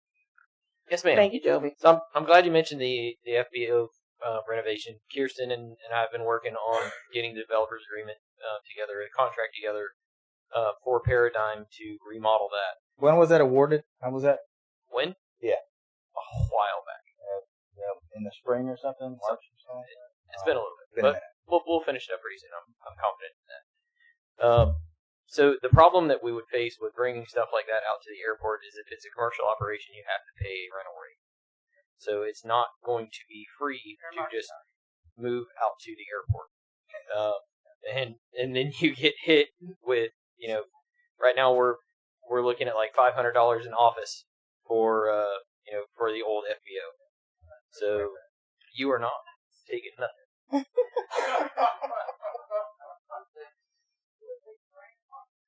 It's funny. Okay. Funny guy back here. Any other discussion? Thank you. Back to it. I came up here because I kept hearing you got a contractor involved, and now this price has escalated. I just, it got to me because I'm like, that's not the case in this situation. So I'm trying to protect my own reputation at the same time. All right. I don't think that's what it was. It wasn't personal. Definitely not. But I just kept hearing contractor. Got a contractor involved. Because we need a contractor if we're going to do it. But, yeah. So, thoughts? So, I already know my thought. But, any other discussion? Thoughts? Discussion? I mean, I guess I would reiterate that I think regardless of whether we need these offices now, there's no doubt that in the future we are going to need more offices. And the price of things, they're only going to go up.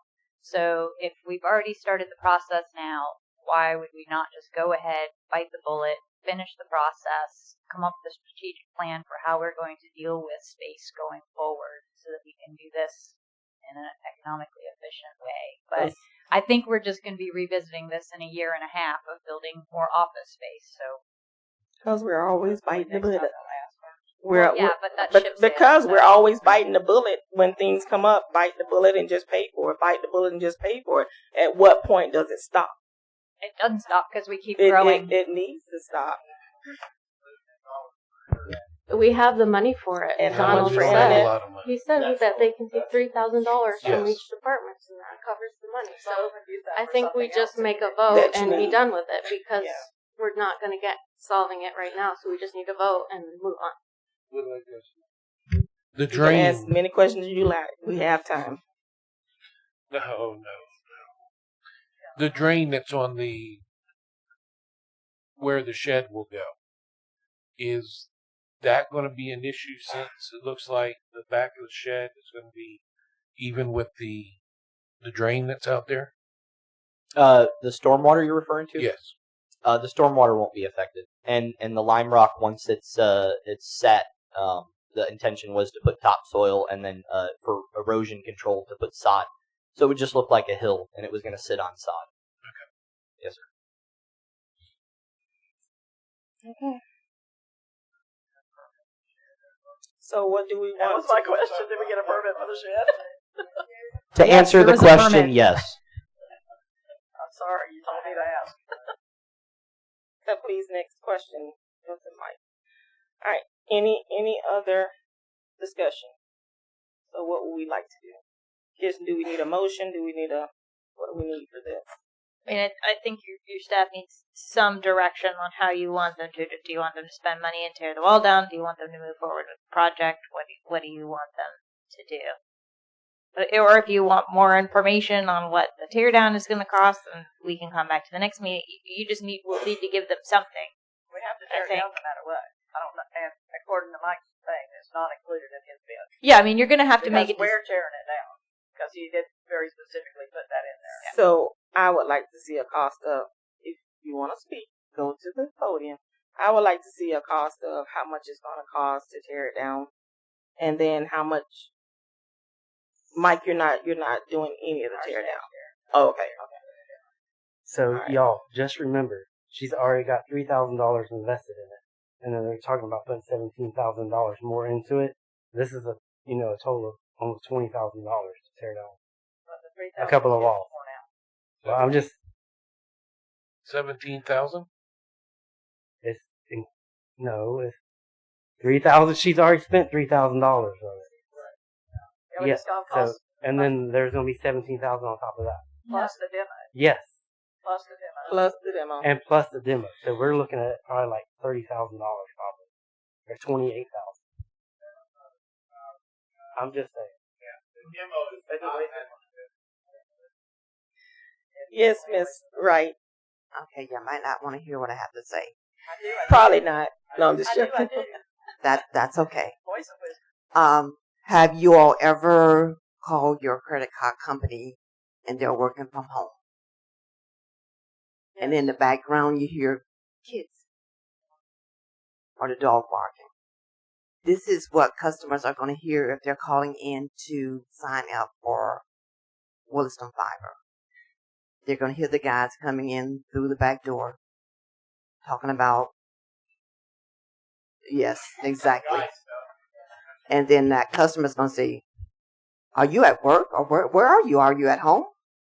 So please think about that. I've experienced calls with people working from home and their dog is either barking or their kids are very extremely loud.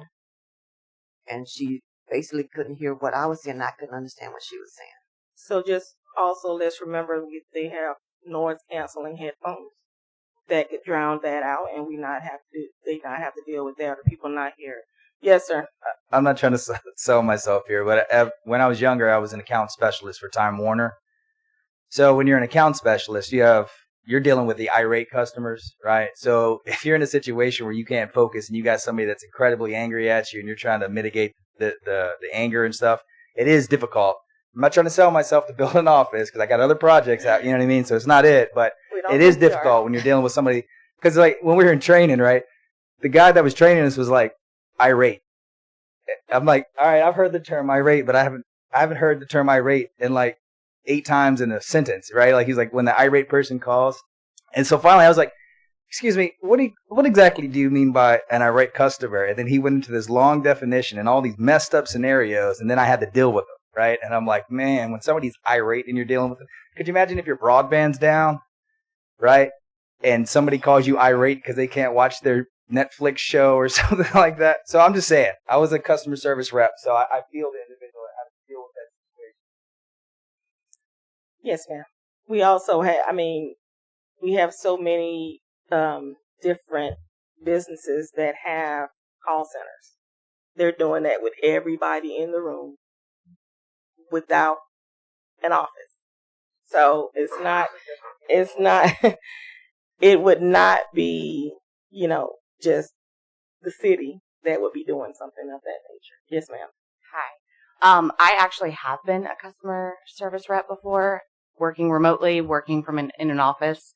If we're already having trouble getting people to sign up for open positions that we have available now, if we have remote positions available in the future for these positions, you're going to be swimming with people actually applying for it because it's easier for them. They stated it earlier. They can go from home. It's no commute, less gas. There's lots of incentives for people to sign up for that position. And it would be cheaper for the city because less money has to be poured into these offices that right now we don't need, but in the future we will need if we get growth. But that's just if we can get people to sign up for the positions. So there's a lot of things to keep in mind, and also be open to different ideas. And remote is just one of them. There are services that provide just those on-call services that you can also look into as well. Might be cheaper than a full demolition and new offices being built. So I just ask that you consider all the different options and the pros and cons for going one route over the other. Remote is actually a very good idea. And like you said, headphones, there's all different things. It's not just, customers calling in. I've had a customer where they literally said, please put the phone down because I just want to yell at AT&T. I said, not a problem. I did that.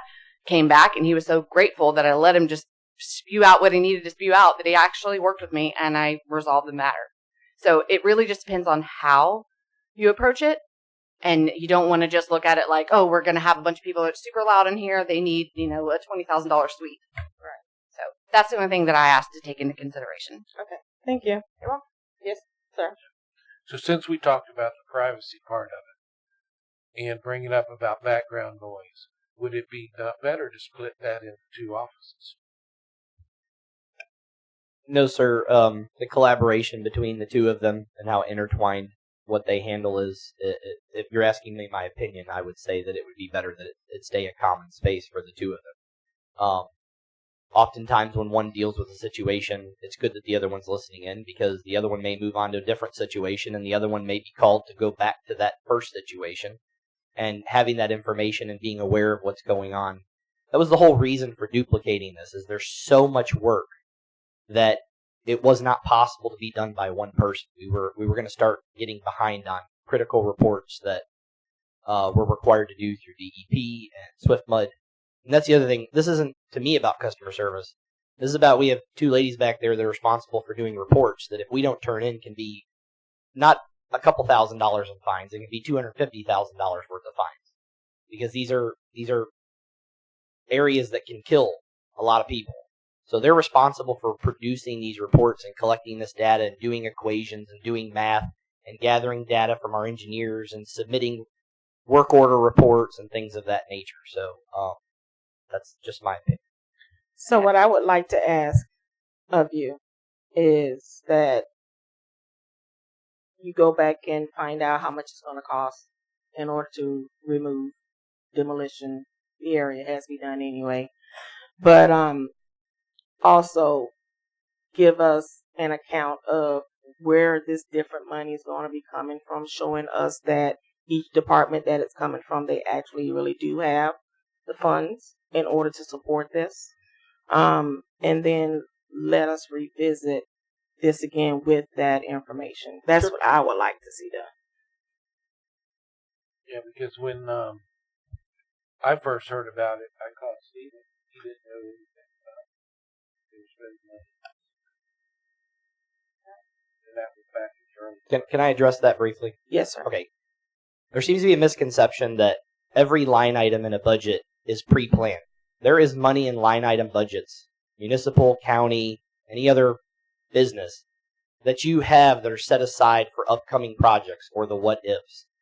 We have money in every single budget that we put in for contingencies like this. Council before has come to us and said, look, we've noticed a problem, we need to fix it. We have to have money for small things put away in budgets for different departments for those items. If y'all are asking us if 5 budgets have $3,000, the answer is absolutely. You want verification of that? No problem. I can get that from Stephen. But that is not a significant amount of money. And we have thousands of dollars that we stack away that we hope we don't spend each year, but are there for the what ifs. And unfortunately, the last couple of years, we've had a lot of what ifs. We had Beaudet go down. We had power make ready polls that had to be made. We had insurance rates that skyrocketed for different things. But the staff, all of us, every single department head here, makes plans for that. But if you're asking us to go through and show you line item by line item of what it was sequestered for, that doesn't exist in any municipal or county agency. So. Thank you. What I will request, though, is in the future, is you're looking to hire people for different things, that you're looking at the things that you're going to need in order to house those type people, so that we're not coming back later saying, well, we need this because of this, that because of that. If you're going to be managing and doing, talking about projects, you need to have everything lined out so that when you come for money or you want to utilize or hire somebody, all that information is there, not coming after the fact. We knew nothing when we looked at hiring two people for, well, one person extra for the position, that now we have to go and we have to build a room for it. You understand what I'm saying? We didn't have that initial need. It was the other positions that created the issue. It was the fiber coming on board. It was the IT person coming on board. It was, I mean, there are more than just that position that we hired. It was the collaboration of all of those. That you knew that you needed to do. You needed to hire these people. You needed places for fiber. So what I'm saying is, when you look at the projects, that you look at everything that you may or may not have to do related to that situation. That way you have a full understanding of what you potentially need, and the council has it as well. So that when we have these discussions, it's not these discussions. That is a great... You understand what I'm saying? Yes, ma'am. That is a fantastic idea, and we started on that in July of this year. So in July of this year, Bill Young from Wright Pierce, and Walt can verify, is starting to build us a proposal. We're waiting to have it because we knew that down the road we need to come up with a long-term vision of a staffing plan for public works and utilities. So Wright Pierce was going to give us a proposal to study out the next 5 years, the next 10 years, the next 20 years of perceived growth. As the city grows, you need more technicians, you need more field personnel, you need more linemen. So we asked them to give us a proposal. And for the last couple of months, he's been building that proposal. We just haven't finalized it to be able to present to council. But to show you that we didn't just make this up, that conversation occurred in July of this year. So we are thinking about those things. And I think that's a wonderful idea. And we hope that we have your support when that proposal comes before you. Question number one. Who's in Christie's office? I'm not. Christie. So... Who's in her office? Yes. Right now, Christy is. Okay. So who is the new offices? Who are the new offices for? So Christy and Jenna would share the new office. What I thought I heard you say. Mike is moving to Selena's. I heard that. Who's going to Christy's office? Chris would go to where Mike was, or take Christy's office. And Chris is the IT person? Yes, because he has confidential things and access to confidential stuff. And then we have a cubicle for crew leaders and supervisors that's there that need to be in there multiple times a day to check on work order statuses and whatnot. I mean, we're very packed back there. We're not wasting space back there. I promise you. But I would say Christie's office is probably big enough for 2 people. Christy's office, she can barely fit her own things That's in her because office. there's so much stuff in there. Files. Stuff that we're required There's stuff to have. other than files last time I looked. Ma'am, we have every sofas cabinet. in office. We have sofas in office. We have multiple chairs in office. We have credenzas in offices. And I'm not just talking hers, but things that don't necessarily, people have decorated their offices, I guess is what I'm trying to say. I have one picture and there may on one be wall. 2 people who need to be, I'm not talking about yours is fairly small. But Christy's office is fairly good size. It's a 12 by 14. And 2 people could very easily go in a 12 by 14. She has files upon files that are out in the hallway that we have to make sure the cabinets lock because she can't fit it in her office. There's not room for another desk. Then you need a file room. I know if you took this which one right we here. had and turned into the fiber server room, which has to be secured for fiber infrastructure. I mean, listen, you guys are. I support any decision y'all make. You're asking me a question. I'm giving you the answer. Okay, so we're going to table this. Yes, Miss Latricia. Only if it's not about what we're talking about. It is about what we're talking about. I got a question for you. You asked to revisit it at which meeting?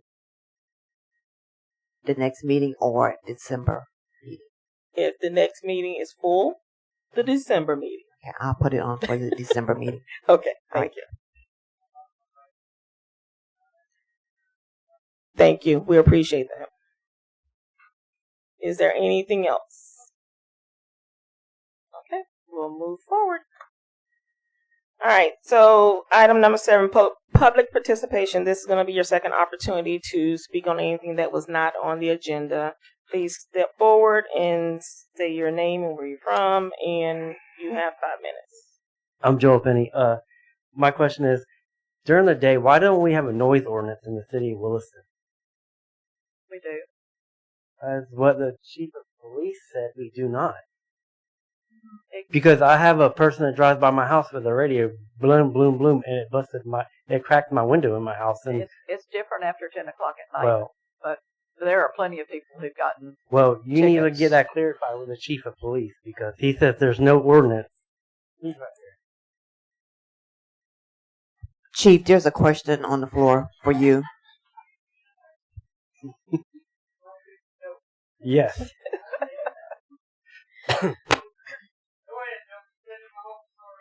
Yes, I have. So I went to his office yesterday, and we had a meeting, and we talked. He had told me there is no noise ordinance. I did not tell you that. I tell you the noise ordinance is at 10 o'clock. Yes, but you said there's none during the day. Right. Which they said there is. I know people who've got tickets for having boom on. Used to. There is no noise ordinance through the day. Kiersten, you know something I don't know? I have it right in front of me. Thank You're not. Your noise ordinance, and it's different based on is it continuous, so it's not super clear cut. There are some decibel restrictions in daytime versus nighttime, but then you also have to consider continuous versus just for short periods of time, etc. So it's not a super simple answer to the question. But there are some restrictions during the day. Yes. Me and Joby had that discussion about is it somebody driving down the road or is it a continuous right.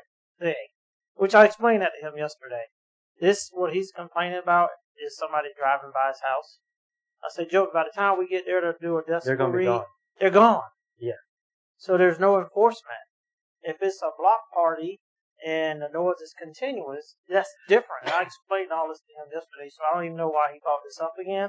But well, my other question is... We spent 30 minutes with this yesterday, and I chased down some of his things that he told me. I mean, you want to put it out there, let's put it out there.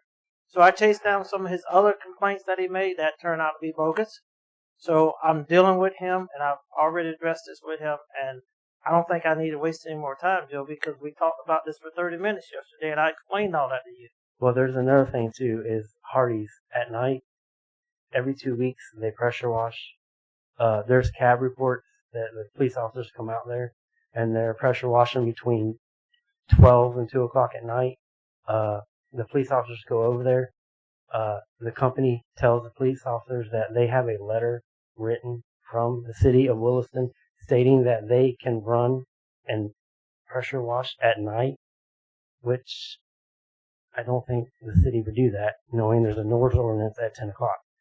And there is, so. Did they produce the letter? Did you ask them for the Yeah, I letter? asked for the letter.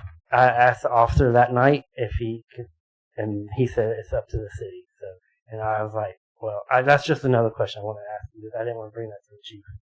Oh, I've been there when they were pressure washing, and I didn't think it was all that bad. Of course, I don't live there, but I've Well, been. it's at like 2 o'clock in the morning. I It's know at 12 it was o'clock actually at night. midnight. Yes, it echoes through And that I was hole. sitting in the parking lot. It echoes through that hole.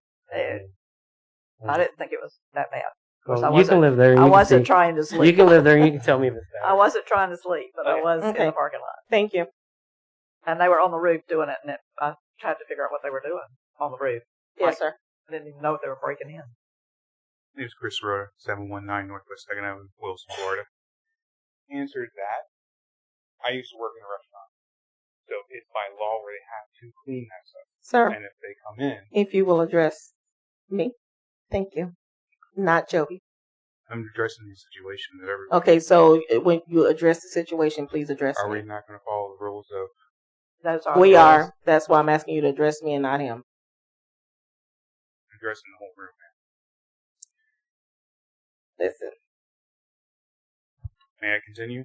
The As requirements long are as that you, the as long as president you also- address me, you I'm absolutely addressing can. everybody. Okay. So the reason why that is because by law they have to have those clean. They have to have them clean. And if it's at 2 in the morning, it's at 2 in the morning. It doesn't matter if it's breaking the noise ordinance or not. If they don't have that clean, the restaurant can be fined severely because it's a health hazard. Because you don't want grease dripping into your food while they're cooking. Joey. It doesn't matter. No, sir. We're not doing that. Y'all need to look at number 7 on your agenda at the very bottom, please. So That's that's what the she's thing. referring to. The restaurant has to do it. If they have a problem, they can make a complaint to the restaurant, but it's still going to fall underneath where it has to be clean. Simple. Doesn't matter if the city allowed it or not. It's the restaurant. It's their property. They're on their property. They're on their roof. They're doing their job. Thank you. Is there anyone else? Seeing none, we're going to move on. Announcements. Does anyone have any announcements? Miss Latricia.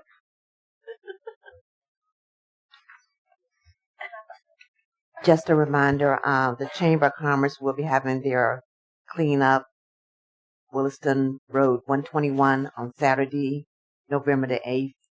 They will meet at the pavilion if anyone would like to participate at, I believe, 9 o'clock. 9 a.m. or p.m.? 8 last time. It's 8 a.m. 8 a.m. a.m., not p.m. Thank you. at the pavilion. But they're going to be cleaning up, what's it, State Road 121. So anyone that likes to participate.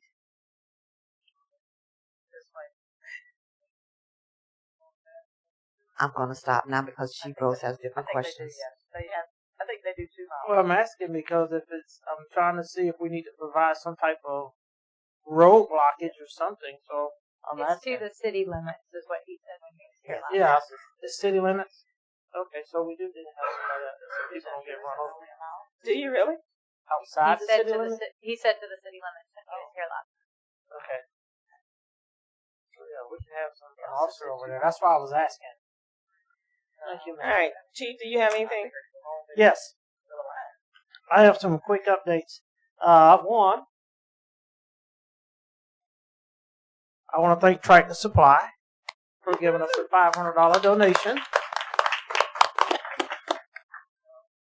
one. I received that on Saturday. Can you catch that?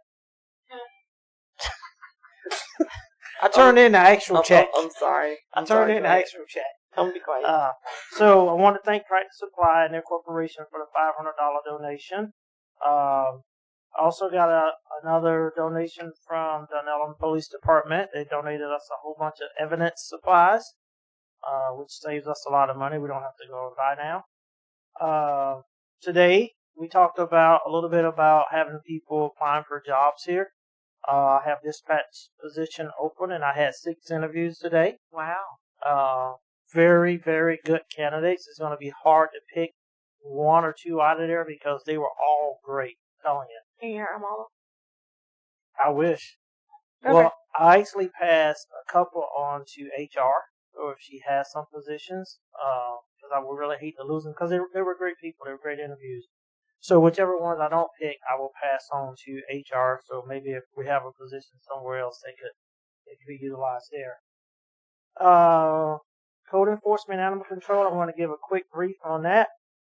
Since she's been to the PD, she has 14 animal cases that she's worked.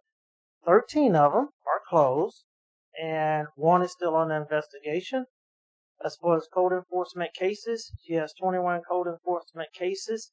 6 of them are closed. 15 are still open that she's currently working on now, for a total of 36 calls for service that she's worked since she's been at the PD. So I wanted to give her props for jumping on it and being aggressive with it. And we've actually had citizens comment that they're glad to see that code enforcement is actually out enforcing the codes. So I just want And to she's been with you, what, 2 weeks to a month? about 3 weeks to a month now. Yep. So very good. I'm very proud of her. So I just want to give y'all an update on that. She went to class, didn't she? And she went to school, code enforcement school, and she completed it. It takes a couple weeks for her to get her test results back. Hopefully she passed it. Right? And hopefully we have a certified code enforcement officer. So, Right. yep. Thank you. All right. Chief Siegel? Anyone else in the back, Miss Barber? No one else? Madam President. I'm coming for you. I'm coming. I didn't forget you. I appreciate it. Miss Ballou.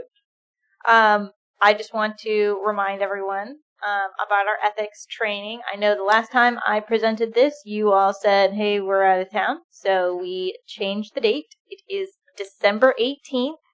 We want you all to be able to come. You are our biggest attendees every year from the city of Williston. So I want to make sure that we have our peeps. December 18th, 4 p.m. If you would like to RSVP, you can let me know. You can call my office and talk to Jaslyn or RSVP Darfeness. It'll be as wonderful as it always is. It will fulfill your requirements, and it will also fill your belly. You laugh. I'll tell you, if you've already been, which I know some of you have, you don't need to miss it. Yeah, go again. Because it's fun. They make it fun. I've been to some of the ones you either remotely do it on a TV or you go sit in a classroom. They are so fun. And we do it together, which makes us all learn the same thing. We keep each other straight. Anything from the council? Mr. Cox. Would you like to tell them about with Santa Claus? Santa Claus? Because we're It's going to need to November. let our council know so they can attend. Tentatively scheduled for December the 12th, which is a Friday night. What at is now? December the 12th. What is it? What is scheduled for December 12th? Hold on, the surprise is coming. Okay. Oh, well, I thought you said I missed it. Sorry. No, not yet. We will be having painting with Santa. December the 12th at 6 p.m. And is this for adults or children? Adults are more than welcome to attend. I mean, I don't understand. Can the we premise paint there. with Santa? Nuts. I'm But just you can joking. paint with Santa. And what we're going to be, what we have for the kids to paint are ornaments that we will have them put on the tree that would be placed at Heritage Park on stage. So mark your calendar, and like I said, adults are welcome.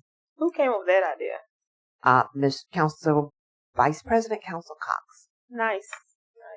Well, we needed to do something more. Yeah. Because other cities do stuff during the Christmas time. And, we have the parade, which is a great thing. Have the fire department. But then it'd be something extra for the kids. What's on That's December what I thought she 18th? was going to say, and I couldn't figure out why she was saying it instead of you. Santa always rides around with the fire department. Oh, Santa's on the 18th? Okay, cool. All right. And one more that Chief Rose would like for me to announce. The ones he just reminded me to let the ones know that are signed up for Black Prong on Thursday night. The event is at 5:30. That's tomorrow. This Thursday? Wednesday. I'm sorry, Wednesday. But it's this Thursday? Wednesday at Oh, 5:30. it's tomorrow at 5:30. Yes. You're not there either? It is tomorrow. You're not? Tomorrow at 5:30. Awesome. So please don't forget, and also please do not leave right away. I would like for Danny to take your picture. Okay. Alexa, I'll let you. Okay, we'll get you next time. So if you could just give us a few minutes of your time, please. That we adjourn. Wait. I have one more thing to tell you that's kind of exciting. Just one more thing. I'm sorry. So tomorrow, Laura and I are having our pre-application meeting with Levy County about trying to have the Cornelius Williams Park redefined as a PUD, whatever word I'm supposed to have there. So that's exciting. I mean, we finally got to that point. I'm not saying it's going to go through. So you can explain to us next meeting what a PUD is. I know what a in PUD detail. is, but how does it qualify as a PUD? Can you explain that next meeting? No, just joking. I want to know it now. Laura's probably going to be a better person to explain it, but it has something to. It has. We something do have to a do motion with, on the floor. If we get it as a PUD, then we don't have to go through all the rezoning or do the annexation, all the things that we've been talking about How doing can it. it be a PUD? I don't know. That's a Laura A PUD JD is Pro usually question. two different. PUD is categories. mixed use. PUD is Thank you. mixed use. Who said that? Well, I know it's Donald. I know it's. That's mixed how use. it qualifies because This it was- would be mixed use. This What was is the JB Pro's way of trying to get around all of the hurdles that we've had over the last 5 years. But what is the Richardson. second use, Donald? So That's what I'm asking. Park bring that. I know park. No and kidding. a complex, Complex. and then the museum concept that they want to do for the rebuild of the house. So it's part museum. So there is mixed use in regards to its commercial operations. That's such a stretch. Well, we're going to try. And they told me the house couldn't be moved because it would fall down. It's not moving the house; it's rebuilding an exact Okay. replica of the house. I second the motion. All right. So we have a motion and we have a second. No further discussion. We're gonna move to vote. All those in favor of adjournment, say aye. Aye. Aye. All those opposed? Ayes have it 5-0. Thank you. Have a good night. It's at 8:08 p.m. 20:08. 8:08 p.m.